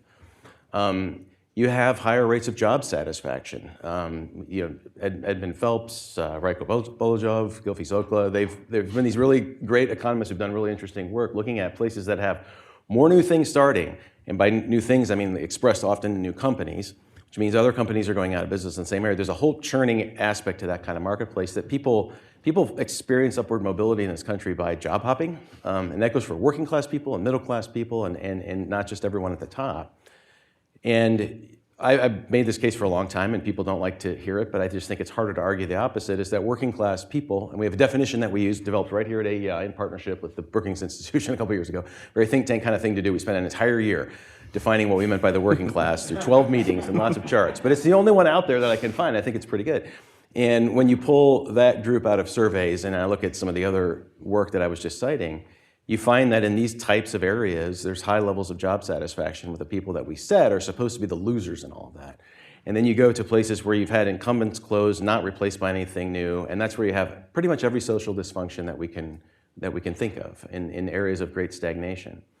And so I bring this up not to try to refute any points that have been made today, not just here earlier among my esteemed co-panelists, but anything that was said earlier, but to just make the point that we need to be kind of clear about the distinctions that we have here, right? So that we're not lumping in on the productive side of the economy that's making use of technologies. If we want to actually regulate a technology for some type of social end, we have to ask ourselves, what kind of effect are we actually going to create in people's lives by making something harder to do or less likely that might not be as big a threat as we had imagined. So I'm talking not so much about technology's effect on the individual user and the experience, and what Christine was just talking about, public and private kind of veil coming down, but I'm talking about the very positive effects of technological change as expressed kind of in our political economy that I think have very positive effects on people, and there's not a lot of evidence that it's directly related to family dissolution. I think that comes from other things. Let me flag, we were talking about tensions in the conservative coalition earlier. Tony Mills was talking about the kind of range of views we have here on technology, but I think one thing that's traditionally been unifying across the kind of big tent of conservatism is the dignity of work. That's something that, as AEI colleague Nick Eberstadt has focused a lot on. Working class men who have work and who have within that sector good work have way higher rates of family formation, along with all the other good effects we might expect from work.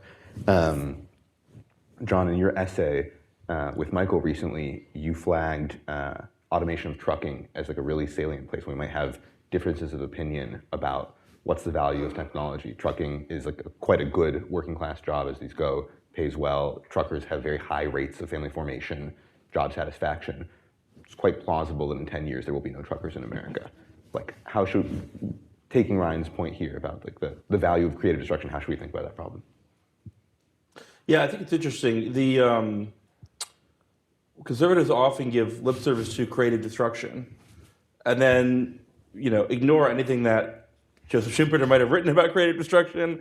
We give voice to talk about Pareto optimality and choices that are win-win solutions, but forget that a redistribution from losers to winners to losers is part of the Pareto principle, right? So I do think that there's a matter of justice and a matter of social policy, and actually the externalities of when companies make an economic choice, for example, to automate.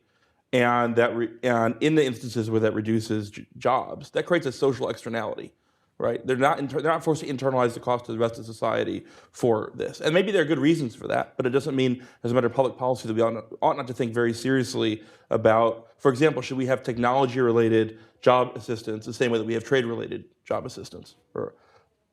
That being said, I think broadly speaking, I'm very in agreement with Ryan. I do think we have a problem of stagnation more than moving too quickly. Our problem is not too much automation. Our problem is, the United States adds robots per worker at a far lower rate than South Korea, far lower rate than China.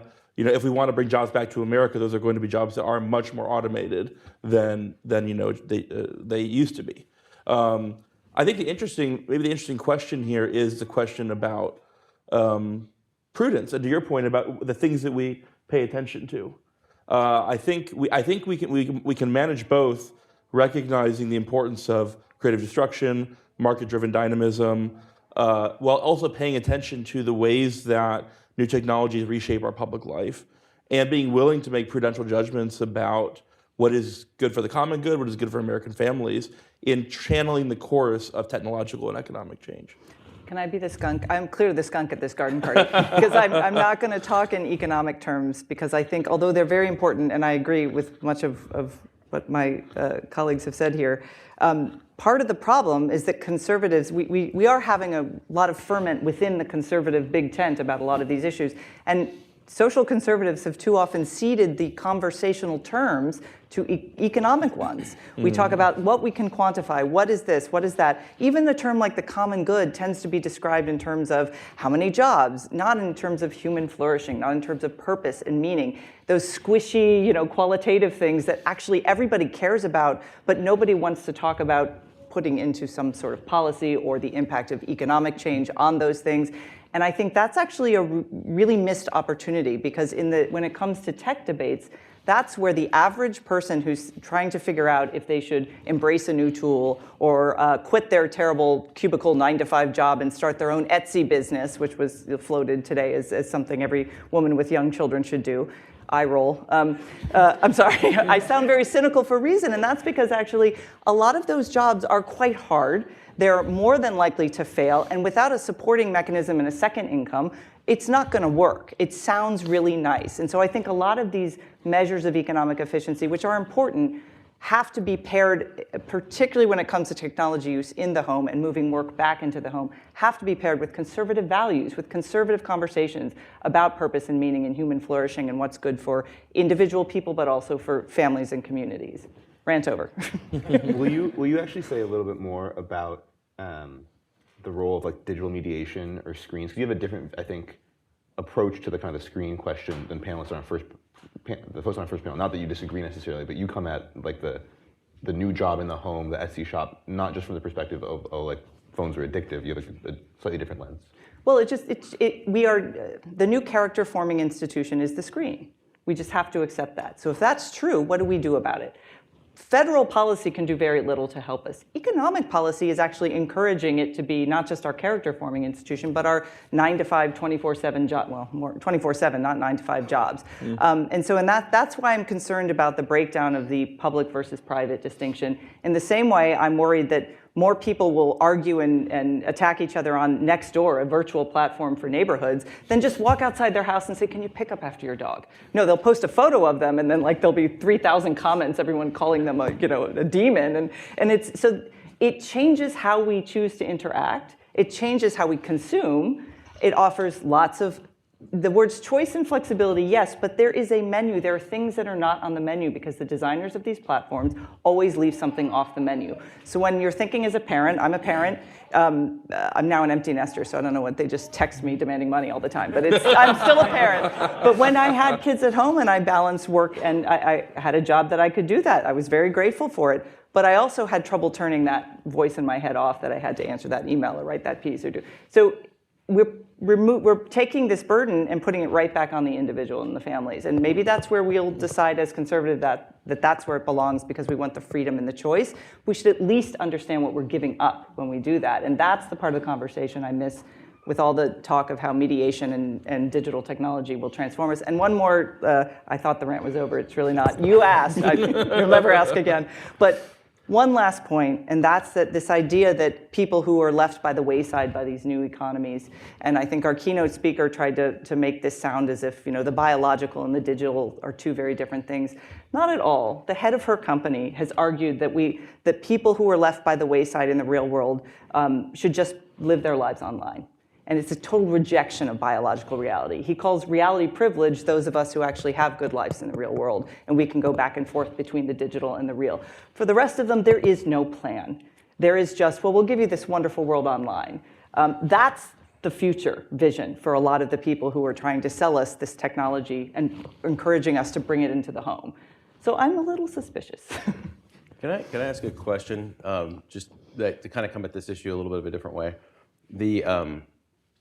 So Jonathan Haidt's name's been invoked earlier, and he's a friend of many of ours here. He's a great scholar, and his work on the effects of screen time on teenage mental health have been talked about widely, right? And and Jean Twenge and he have done probably the most to kind of elevate our awareness of like what increased screen time is doing, especially to young people. And when you look at the charts and you see that from over the last decade, when we reached that tipping point where over 50% of all Americans had smartphones, you start to see that uptick in mental health problems, anxiety and depression, particularly among teenagers, worse among girls than boys, and going from like 12 to 19% over an 8 to 10 year period of time of respondents in this very large national survey that report having regular problems with these different named mental health issues.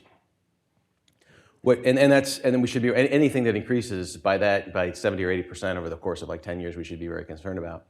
But what I haven't seen a lot of discussion about in lots of second order discussion about these things, and I haven't really seen Jean and John really talk about this too much, is that still leaves like 82% of teenagers and young adults that are not, struggling with those issues. So and that doesn't mean they're not online. They're just as online as everybody else. So we've seen this spike among a certain part of the population, but you still have a vast majority of them that are not being affected that way. And so my question is, what do you think mediates that?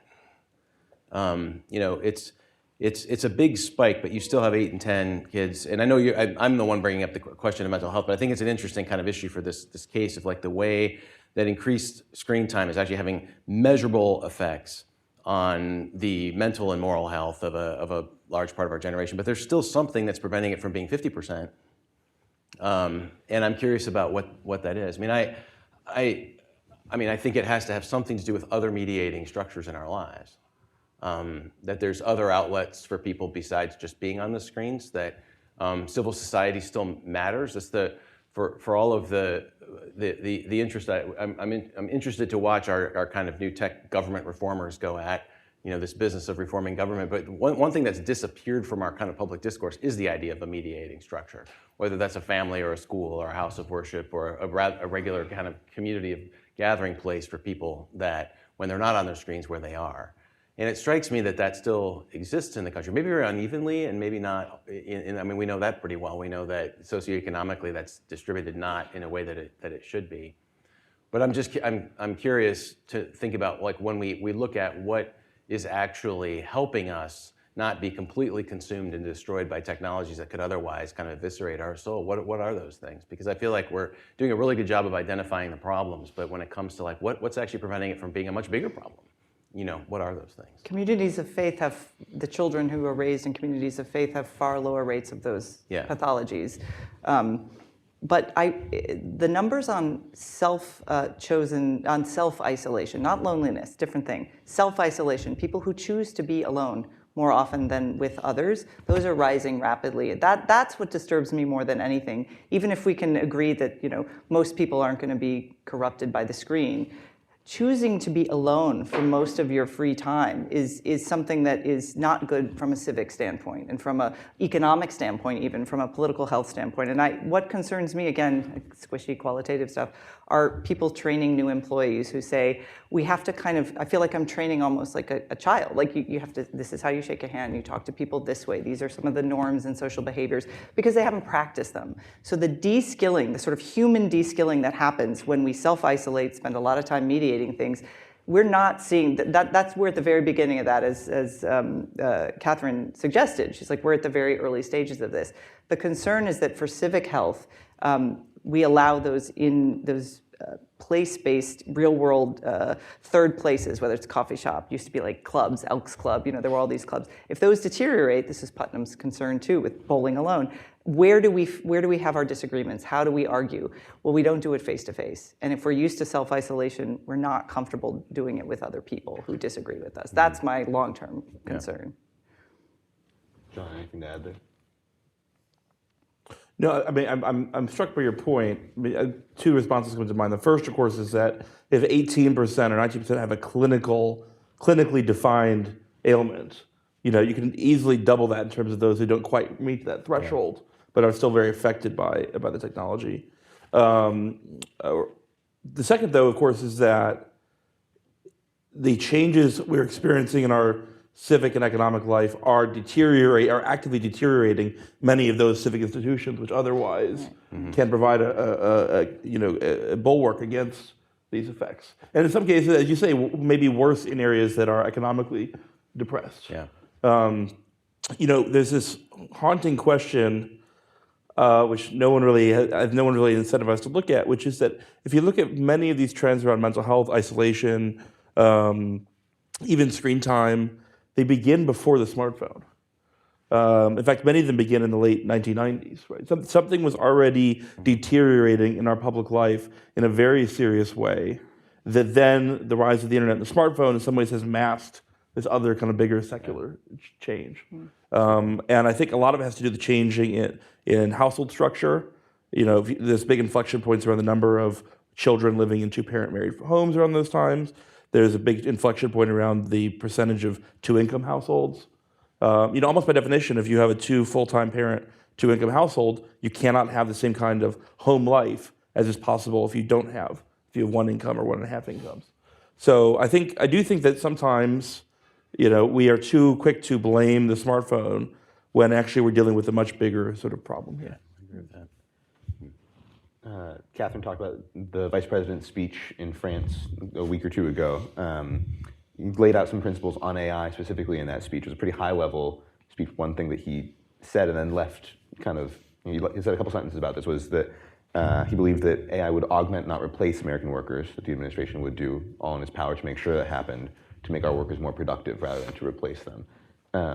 It was a pretty high-level speech. You did not go kind of more into detail. I'm curious how you guys think about that commitment, whether it's likely or whether we're going to get both or what our paths forward are to avoid full replacement of especially the American working class. Sounds like an economics question. Go ahead.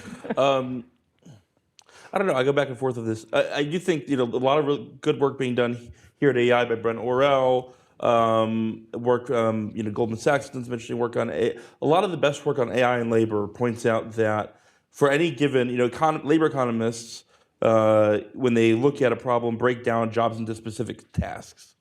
And the number of jobs where more than 80% of the tasks seem like they can be done by AI is actually quite fractional, right? We already have some mass AI adoption. It doesn't seem like we're experiencing major job loss because of it. Seems like mostly it's making people more productive, so that's good. On the other hand, we haven't yet experienced a secular decline, a recession, or depression after AI. The AI is getting much better every year. I mean, I don't know if you've used OpenAI Pro Deep Research, but it's incredible. It's quite good. And they can, this is a very small sample size, but I'm probably less eager to hire a sophomore research assistant who doesn't know anything now that I have OpenAI Pro that can do a lot of kind of grunt work tasks. So, when we experience an economic downturn, I think the question is how many companies are able to, when maybe it's not their first course of action, but we haven't yet seen how AI is going to rewire companies and firms. And there are very few firms that have reconstructed their organizational structures around the use of AI. So I suspect that given the fact that population overall is declining, or labor population with the fertility crisis, that I think it'll kind of be a wash. but I do think we're currently maybe underestimating the real labor market impacts for AI. Yeah, I don't disagree with anything that John just said there. Where my mind goes is in a direction more to where Christine was trying to take us, that we don't try to make this too economics and technically heavy. I'm struck by similarities in our debates that we're having now that have historical precedents too, and it's actually always good to look at historical precedents to just comfort yourself a little bit, and remind, that some of the same things that we're worried about now were similar before. It's always, this time is new, this time is different, that's clear, and obviously AI has never existed before like it does now. When I think about the debates in the 18th century and the Scottish Enlightenment, which is where that's where I've spent a lot of time. Tony Mills and I are actually philosophers. We don't actually have policy expertise, really. Don't let that's that how we secret started. out. Yeah, I know. Trained that way. Adam Smith's obviously famous as the father of modern economic theory and the discipline of economics, and we all have our takes on Smith. And just like Tocqueville, people quote him all the time without reading, and when you read him, it's actually much more nuanced and complex. And he was writing his time, not ours. But this kind of intellectual debate broke out back then between David Hume and Adam Smith on one side, and then Adam Ferguson, who was another Scottish Enlightenment thinker, brilliant, the only Highlander, the only one who actually spoke Gaelic, among all the most prolific of those writers. And they had this debate about the increasing commercial aspect of those societies, and was very much related to the rise of arts and sciences. And by arts, they also mean artisanship, like making things, not just painting paintings. And so watching the rise of new knowledge to create new tools to get things done and what it was actually doing to the economy. And Smith and Hume had this view that the more that little machine shops are developing and people are figuring out how to get people to work together to produce products that can compete with all these luxury goods coming in from Asia that the British middle classes are starting to have an appetite for, it's actually putting people's energies to use in kind of new productive activity that Hume and Smith saw as very good. So instead of talking about the cardinal virtues still and talking about Aristotelian virtue, they were talking about things like industry, what we now call conscientiousness, the ability to take control of things and solve these problems. And they said, we've never called these virtues before. They actually are virtues. It's actually taking young, British men, and instead of sitting around drinking and raiding each other's farms and stealing each other's chickens, they're actually producing things now and taking orders from a boss and managing the production of various goods. Ferguson, the good Highlander that he was, said, I'm actually kind of worried about the decline in martial virtue, this idea, the kind of virtues that hold communities together, self-sacrifice, devotion to clan, to family, the defensive posture that puts you in from threats from the outside, he generally was favorable to what was happening because of rising living standards, but he was worried that we were losing something, that British society was losing its grasp on virtue and that everyone was going to become a machine in this kind of capitalist system over time and defined accordingly. And I find, and that debate has stayed with us in various forms, over the last 250 years in different ways. But what I'm struck by now is I don't think any of us knows exactly what gets automated out of existence and what that does to certain whole swaths of the labor market. It's hard to calculate some of these things, but it does seem like we're going through a profound shift in what we think is valuable in the workplace, which has profound implications for the way we do education and the way we inculcate virtue in young people. And so the rise now of kind of demand, I think, in just the employer marketplace for the ability to do these kinds of things that Smith and Hume were pretty warm on, that thought were pretty good, is the ability to look around the corner, to be able to anticipate things that are coming, to be able to have the wherewithal to treat colleagues with respect and customers with respect and to exercise restraint and virtue and conscientiousness are increasingly valued. And I'm at a university that's just started a new school that's recreating an undergraduate liberal arts education, the School of Civic Leadership at UT Austin. And it's going to be an honors degree. The first class of freshmen comes next year, and they will be studying Western civilization, constitutional history, economics all together, recreating that undergraduate experience. And it's amazing how bullish I am about the prospects in the labor market and talking with employers in Austin, where they will also have internships. In Austin being a city just filled with creators, founders, disruptors, these are exactly the kind of people they're looking for. I think the value of a STEM degree is plummeting tremendously right now. I think these technical degrees are being replaced by this AI, and what people are looking for now is a new generation of problem solvers, of thinkers, of builders, of conveners, of coordinators. We don't even have a name for this yet. But we do know, at least from some of the social science literature, that these types of capacities and abilities, and Brent has also talked and written about this, you mentioned that earlier, are highly valuable. So I think that I don't actually know where it goes, and I'm not an AI expert, and I think there's plenty of things to be concerned about, and we should think about policies that would help people make this transition who find themselves out of work and displaced for sure. But I also think that, strangely, it's actually putting a focus, at least maybe not an expressly articulated one, but it's putting a focus back in the minds of employers on these things that we might call virtue, or at least the virtues of the commercial common life that we inhabit. Can I respond to that? Yeah, get in there. I'm not a philosopher, so I'm accused of being that. But I am a student of international relations, and it's interesting to put that story in its geopolitical context. And I think it says something really important about the danger that we're in. The reason why Smith is thinking about what he's thinking about, he's having this debate with Ferguson, is Scottish society is in the process of being destroyed in the wake of the Jacobite rebellion, the loss of Culloden, right? You have British forces occupying Scotland. You have the Highland clearances.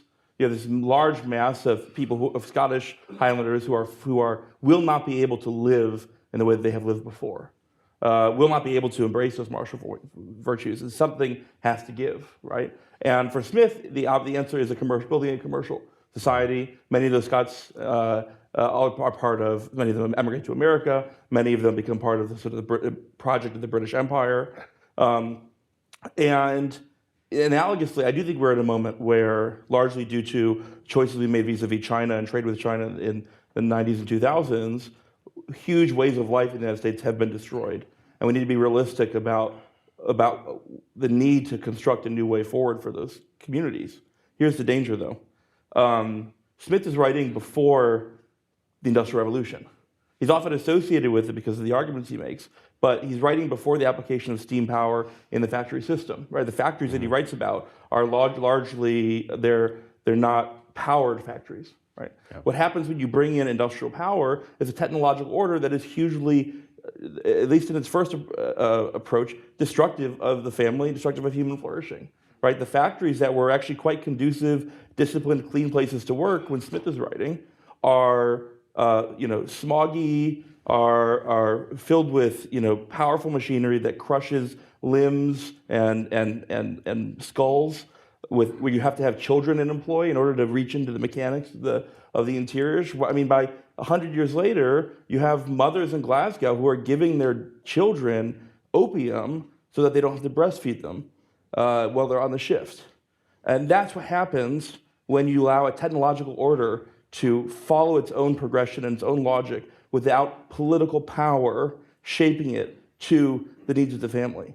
And so it's very easy, from where we're standing today, to be very optimistic about AI, and in many ways I am. But for me, the lesson of the Industrial Revolution is not, it works out well in the end. It was hell until we got it under control. Or we channeled its progress in a way that was conducive to flourishing, that discarded or held back, restrained some of the evil and brought forth the good. And I don't know, I'm not totally sure how you do that prospectively. I think that's a fair criticism of my project, but I think we have to try. If I could just add, I think you're absolutely right, and about the Industrial Revolution, I didn't just mangle limbs, but if you want to fast forward and make some projections about AI, the danger isn't merely that people will lose jobs and have to retrain and reskill. It's that when you start thinking about, and again, I was thinking about the keynote address, which was saying, don't worry about tech. We're not in the bad business of becoming authoritarian and working with the state to suppress and do all these terrible things. That's not the danger. The danger is a citizenry that is used to outsourcing virtue, used to outsourcing everything, wants convenience on demand, can't write a sentence without the aid of AI. So no one can write, we're all just editors. And that is not a job issue. That's the fact that this technology is meant to reach into every single aspect of how we communicate, how we interact, how we find each other and marry each other, and how we raise our children. It's not just a jobs issue. So in that sense, my concern is that if you have a citizenry that's used to that kind of passivity, convenience, efficiency, it's actually much easier for someone with ill intent and authoritarian tendencies to control that population, more than it would be for sort of an angry Scotsman who doesn't want to send his kids off to the factory. The reason we care about virtue if we're conservatives, and the reason I think Ryan's project in particular is so optimistic at a time when the rest of us are being a little pessimistic, is that it's actually reclaiming something we know to be true and to work, which is to raise the full citizen, the full active person, and not just to look at what jobs they're qualified for, not just to look at who they want to marry, but the whole picture. And that is something that's very easily lost in the discussion of all the efficiencies and conveniences that these technologies bring. I want to throw out one more question on this point about winners and losers, but with a different context of kind of the information environment that we live in. John and I were at an event last fall where Manhattan Institute President Raihan Salam threw out this pretty provocative idea that our information environment, the digital social media ecosystem, many of us here in this room, kind of professional class, quite like it or accrue many of the benefits. And part of that is because we're much more likely to have other systems that mediate some of the worst excesses, as you guys were talking about with social media and teens. More of us are likely to be happily paired off, to have information diets that have multiple sources, to have professional incentives to get things right intellectually, to be correct, and that we may not see a lot of the worst negative effects of the digital information environment, the one-shotting by a conspiracy theory, for instance, because we're largely insulated by it. So I'm curious, how you see that dynamic in the context of the family. Are some of the effects of the digital environment, separate from AI automation or roboticization, are the wins to that accruing to certain corners of the family, say like the Etsy professionals in the home, and the costs are externalized?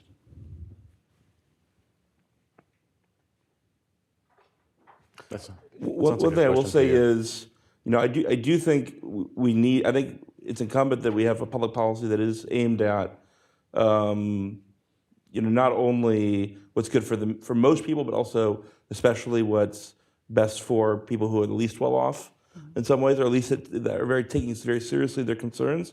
I will say this, to your point, Christine, earlier, this is an area where we should be concrete. I think there was Blake Scholl, the Boom Aerospace founder, had a really interesting thread about his business. One of the things he said, though, was, the power of taking topics that are discussed as a binary and turning them into a quantity, right? And so, for example, the question of is algorithmic scheduling good for working class families is actually a quantitative question. How many families is it good for? How many people prefer that? And it turns out that even though this on paper sounds like something that could be really destructive for working class families, you don't have a regular schedule, you're not in the same schedule as your spouse or whatever, in practice, most people who are subject to it, prefer it to the older schedule. So we shouldn't be dogmatic about these things, but I do think we actually do need to take this into account.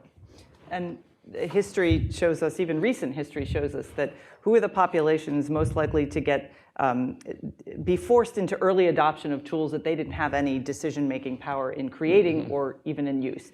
Who gets the AI teacher bot? Who gets the AI chatbot for therapy? People who can't afford a human being.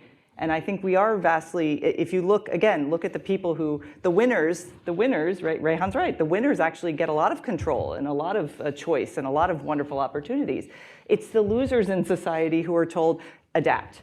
The interesting thing about AI and the challenge and general freak out among the knowledge class is that they're now some of them are being, if you're a paralegal or if you're even a lawyer now, you're hearing hints of this message and they're panicking.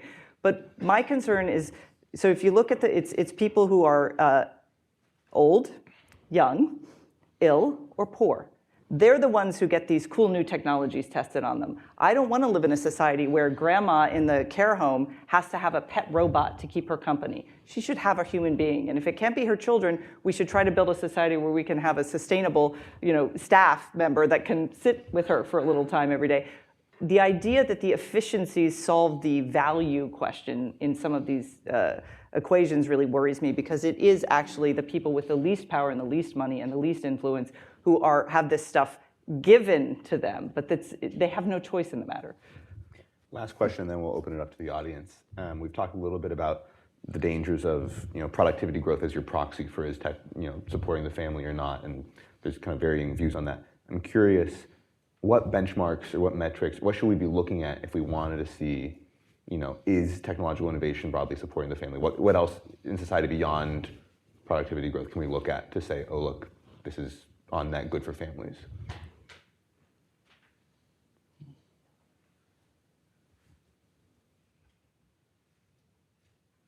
What's good for families? Well, it is funny on this previous point too. It's like you probably all remember this. Like we were having all these debates about what automation was going to do to the working class, and we had all these debates. We had panels right on the stage about UBI, and you had your libertarian version of UBI, and you had the progressive version of UBI, and everyone was so worried about the factory worker and the warehouse person that was going to be automated out of a job, or the truck driver.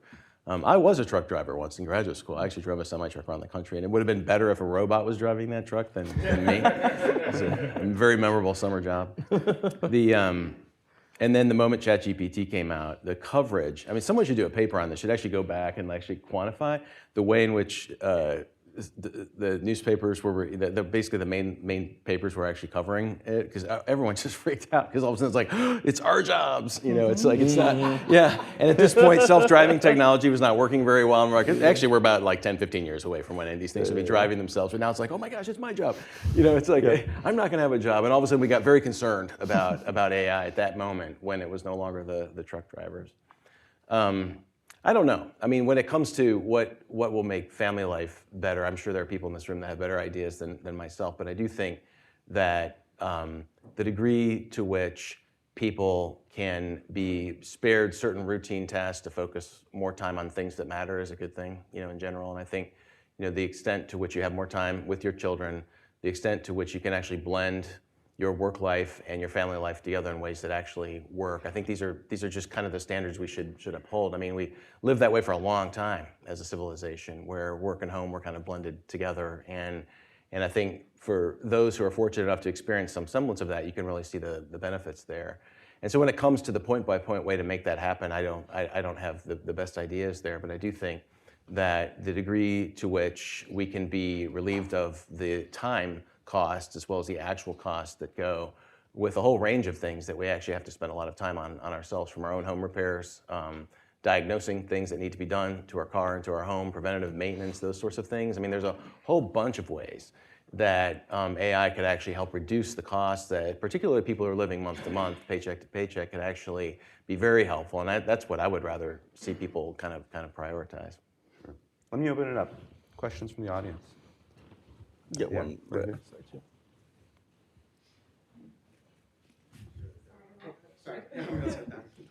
Sorry. So Ryan made a comment about how dynamism or stagnation can be more of a risk than dynamism, and about how cities and communities with more economic growth and dynamism experience lower social dysfunction. What concerns me about that is there seems to be kind of a bad dynamism in which the line goes up, but it's driven by apps or social media platforms or whatever that seek to kind of addict people and commodify these normal experiences of their life and kind of enclose them in this way. So it just seems to me that this is somewhat predatory, like that this comes at the expense of these communities that aren't doing well and not having this dynamism, and it makes their lives worse. And it seems unfair to let tech companies keep driving kids to mental illness and suicide and porn addictions so that dynamic cities like Austin can keep getting wealthier. Can I just say that Ari Schulman and I have this long-standing gripe fest about how you can't do anything unless you download the app first, like park or get a locker. So yeah, I'm just sorry, Ari. I've aired our grievance. Another possibility for AI is actually prevent that. I mean, I think that you have to make a distinction. It's a good question. You have to make a distinction between the adoption of certain technologies in our private lives or at home that have these sorts of effects, and what the policy response is to that, or what the personal responsibility response to that is, which is a different question than places where people are actually taking a risk to start something, starting it, and along the way, by using new technology to do that, someone else locally has to adapt or die, but not physically die, but a company dies. And the only point I was making there is that I think when you look at the most interesting studies that have been done of these places, you just see a kind of flourishing that extends broadly throughout the entire kind of regional society that's there. And so when you mentioned Austin, that's where I live. It's, I'm not really aware of too many apps being made in Austin that are destroying families. I think those are all Silicon Valley. In Austin, in Austin, we're mostly building things. They're mostly things that are creating new military technology, things that power vehicles, things like that. Now, I'm exaggerating a little bit, but not entirely. And that the effects of that kind of churn in a marketplace have measurably positive impact on the way people feel about their possibilities in their lives. And so I think, Angus Deaton and Philippe Aghion and these guys, it's about a 10-year-old paper now, maybe 8 years old, looked directly at this issue, and they called it creative destruction. They looked at, new companies forming in regions through some new innovation, and then over the next period of time, firms that die, and then measuring through surveys how people actually feel about their lives and their job and other types of effects. And it's pretty interesting. I mean, it's intense. The effect is very high on people's sense of well-being about their own personal situation and where they live. And so I think it's a kind of a second order thing to say, well, some of those companies in these dynamic places are making technologies that are ruining people's lives everywhere. I'm not quite sure how you police that. I think you actually have to try to regulate that if you're going to regulate it or deal with it at the point of impact. I don't know how you can go downstream and penalize the places where it's originated quite that simply. I think it's a different question, the geographic question, than how do you actually anticipate the negative effects of some of these technologies. Well, the housing issue on this is fascinating to me because Austin housing is rising, right? As more people come to an area where creative destruction is happening and people are profiting from it, then you start to have a crisis. And this is actually where deregulation, as our housing policy friends here at AEI have been arguing for a long time, if you want to build more houses that are affordable for more people, then you actually have to start cracking down on some of the restrictions that are placed on home building. And there's all kinds of debate about that. But the affordability crisis in a lot of this, I think, is what harms a lot of families. Like if you happen to live, if you're in an area that starts to boom, you can't leave. I mean, you might be able to sell your house for a profit, but where are you going to go if your work is there? You can't. You're sort of stuck in a way, and so you're not participating in the dynamism. But I do think you're right that there are some economic issues there. When you look at the places that are most unequal now compared to a generation ago. And it's almost entirely these places that didn't take this question seriously. I think San Francisco. When you go back to the mid-1980s and you look at the 15 most unequal metro areas in this country, a majority of them were in the South, and there was no metro area larger than New Orleans, I think, on the list. So this is 20 years after the Civil Rights Act. This was still, inequality in America geographically was still a legacy of racial segregation and racism. And it's just, you can just see it. And unequal measured by the top 10% and bottom 10%, the gap between them. You fast forward to yesterday, and none of those cities are on the list anymore, I think, except New Orleans. They're all, and it's San Francisco, and it's New York, and it's this city. And it's these places that have kind of shut the door on working class opportunity by making it hard to live there. You can't afford something. The economy doesn't privilege the skills that you have. And we now have this kind of inequality that's driven very much by these factors, which are kind of class-based more than race-based now. And it's very powerful. And it's in these places that have been the most restrictive on these issues. And so Austin has gotten much more expensive because of supply and demand issues, but it's still easier to build there. They can still make housing come online faster there than you can in California, which is why so much of California is coming to Austin. It seems like every other person I meet is from Silicon Valley. But that's a real one. I mean, there's a paper that Sam Bowman in the UK wrote called "The Housing Theory of Everything" a couple of years ago. It's a great paper because it's kind of the downstream cascading effects of not getting that question right or not taking it seriously enough as kind of a social justice issue is immense. There's one of the Sorry, yes. hiding behind the yes, podium. David.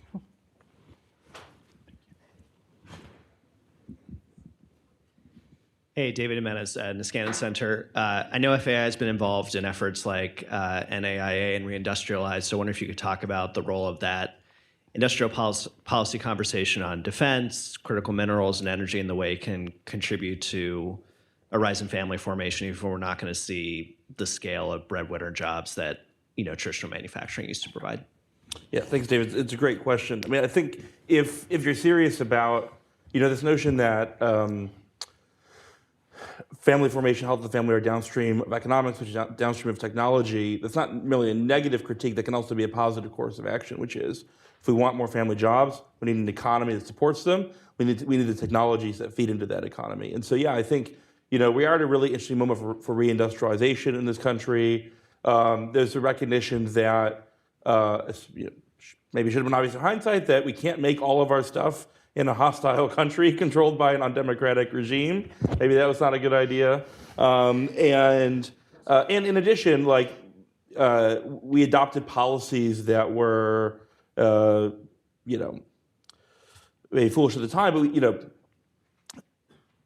all of the codicils, all of the kind of conditions under which free trade with China was going to work out for us, none of them were fulfilled almost from the jump. And there were people who said that in 2000, 2001. They weren't listened to. So now we're kind of playing catch up. But the good news is automation is our friend in this instance.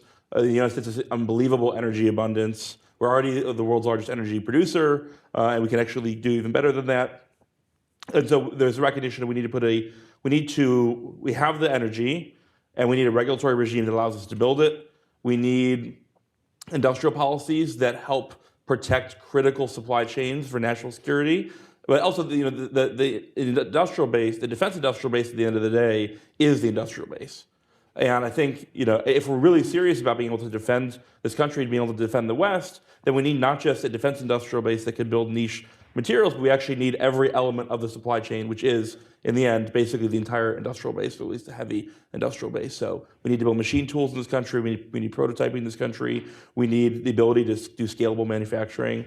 And the good news is we've got startups that are really rethinking factory design from first principles with today's technology, right? So they're not just trying to update an old GM plant, right? They're thinking, how do you build an assembly line when you have really cheap sensors, really cheap data, when you have AI, when you have robots. And so some of these projects are really cool. Austin is a big hub for a lot of this activity. And so I think we need to support it with everything we have. And in the end, many of those jobs are also going to be jobs that are good for especially working class men and that are going to support families. Got time for one more question. Yes. Oh, you're going to regret ending on me. This is a bit of a curveball, but when I think about the sort of collision of Silicon Valley ethos with us, where we live, with Washington, I'm actually thinking of Doge. I'm thinking of this disruption to the way we do work in this city among a lot of federal workers. I'm not a federal worker myself, but it seems like a reckoning of how we've sort of considered what it was to be efficient, and we're trying now these different hats to figure out what public sector efficiency looks like. And so I'm curious to get sort of your thoughts, your stancing on Doge as a disruption engine to the public sector. And it strays a little bit from the tech policy side of things, but not entirely, because you also have these secondary questions of Musk taking down tweets on X or posts on X that criticize Doge, and that kind of has to do with big tech censorship, but we don't have to go into all that. I'm just curious about how you're reflecting on Doge's actions as an example of Silicon Valley disruption to something that has happened in the same way for a while. I'll take a stab at that. Not a chainsaw, a stab. See, nobody wants to see that. We got it. So there is a conceit at the heart of the big tech discussion since Donald Trump won re-election. And that's that suddenly they've seen the light and they understand now that they can't censor, they can't do all these things. And so let's go to the inauguration and let's apply all these Silicon Valley skills to our sclerotic bureaucracy. Sounds really nice. But at the heart of Silicon Valley's engineer-minded ethos is a contempt for how democracy works. And I do use the word contempt.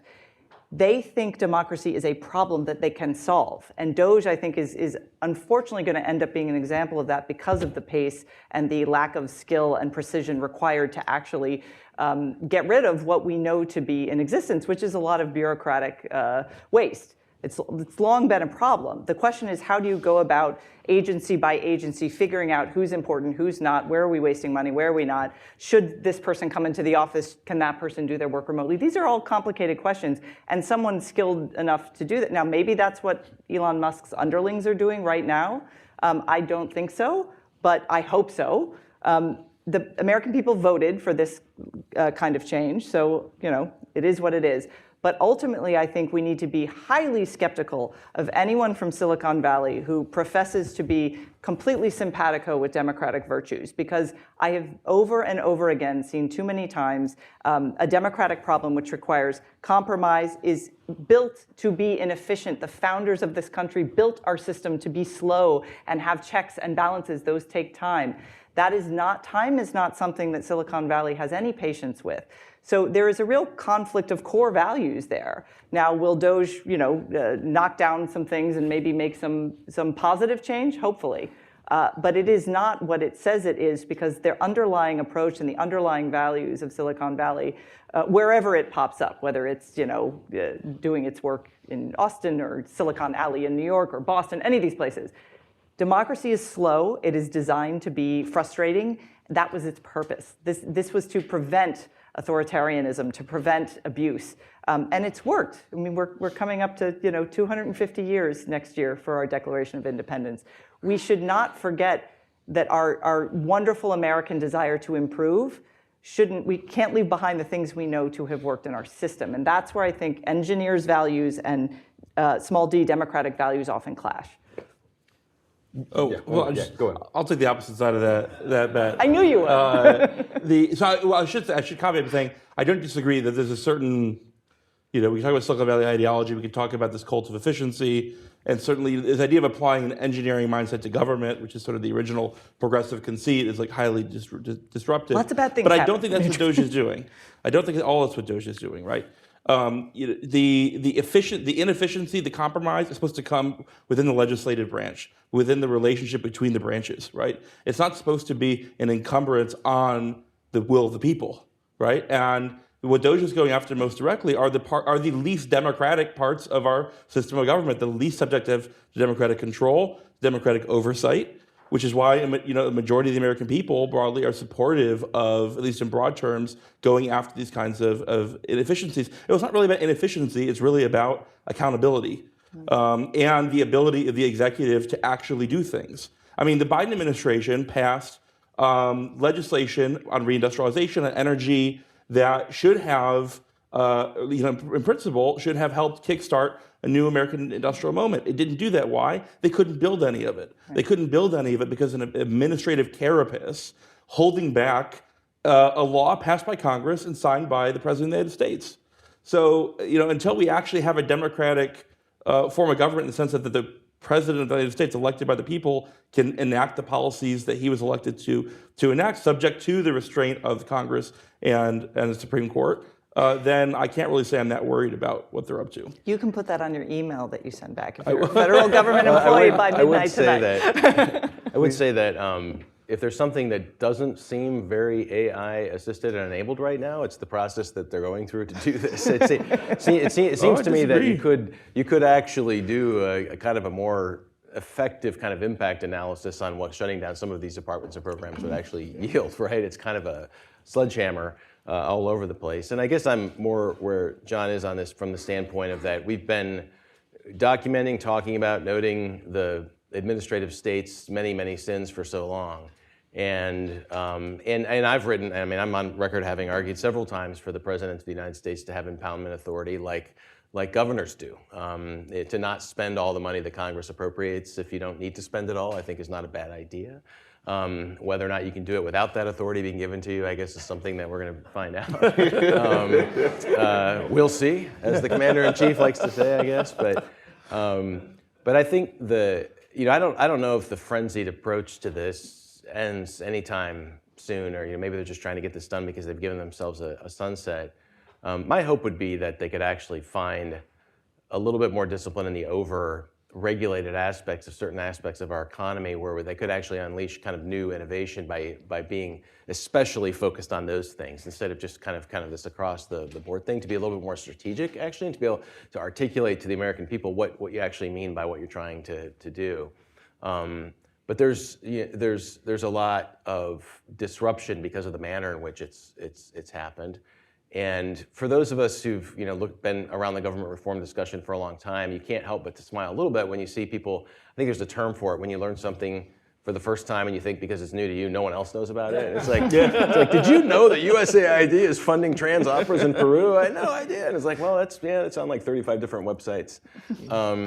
And so there's that aspect to it, which is sort of amusing to watch. But I think the more important thing is when it comes to the purpose of making government smaller, more efficient, regulatory reform, what's it in service of? And I think that's what we're not actually hearing right now. And I think it'd be much better for their own sake politically to be able to articulate that, because at some point your ratings and your numbers can actually go down when that activity is combined with other things like inflation not going down. We'll close there. Please give a warm round of applause to our panelists.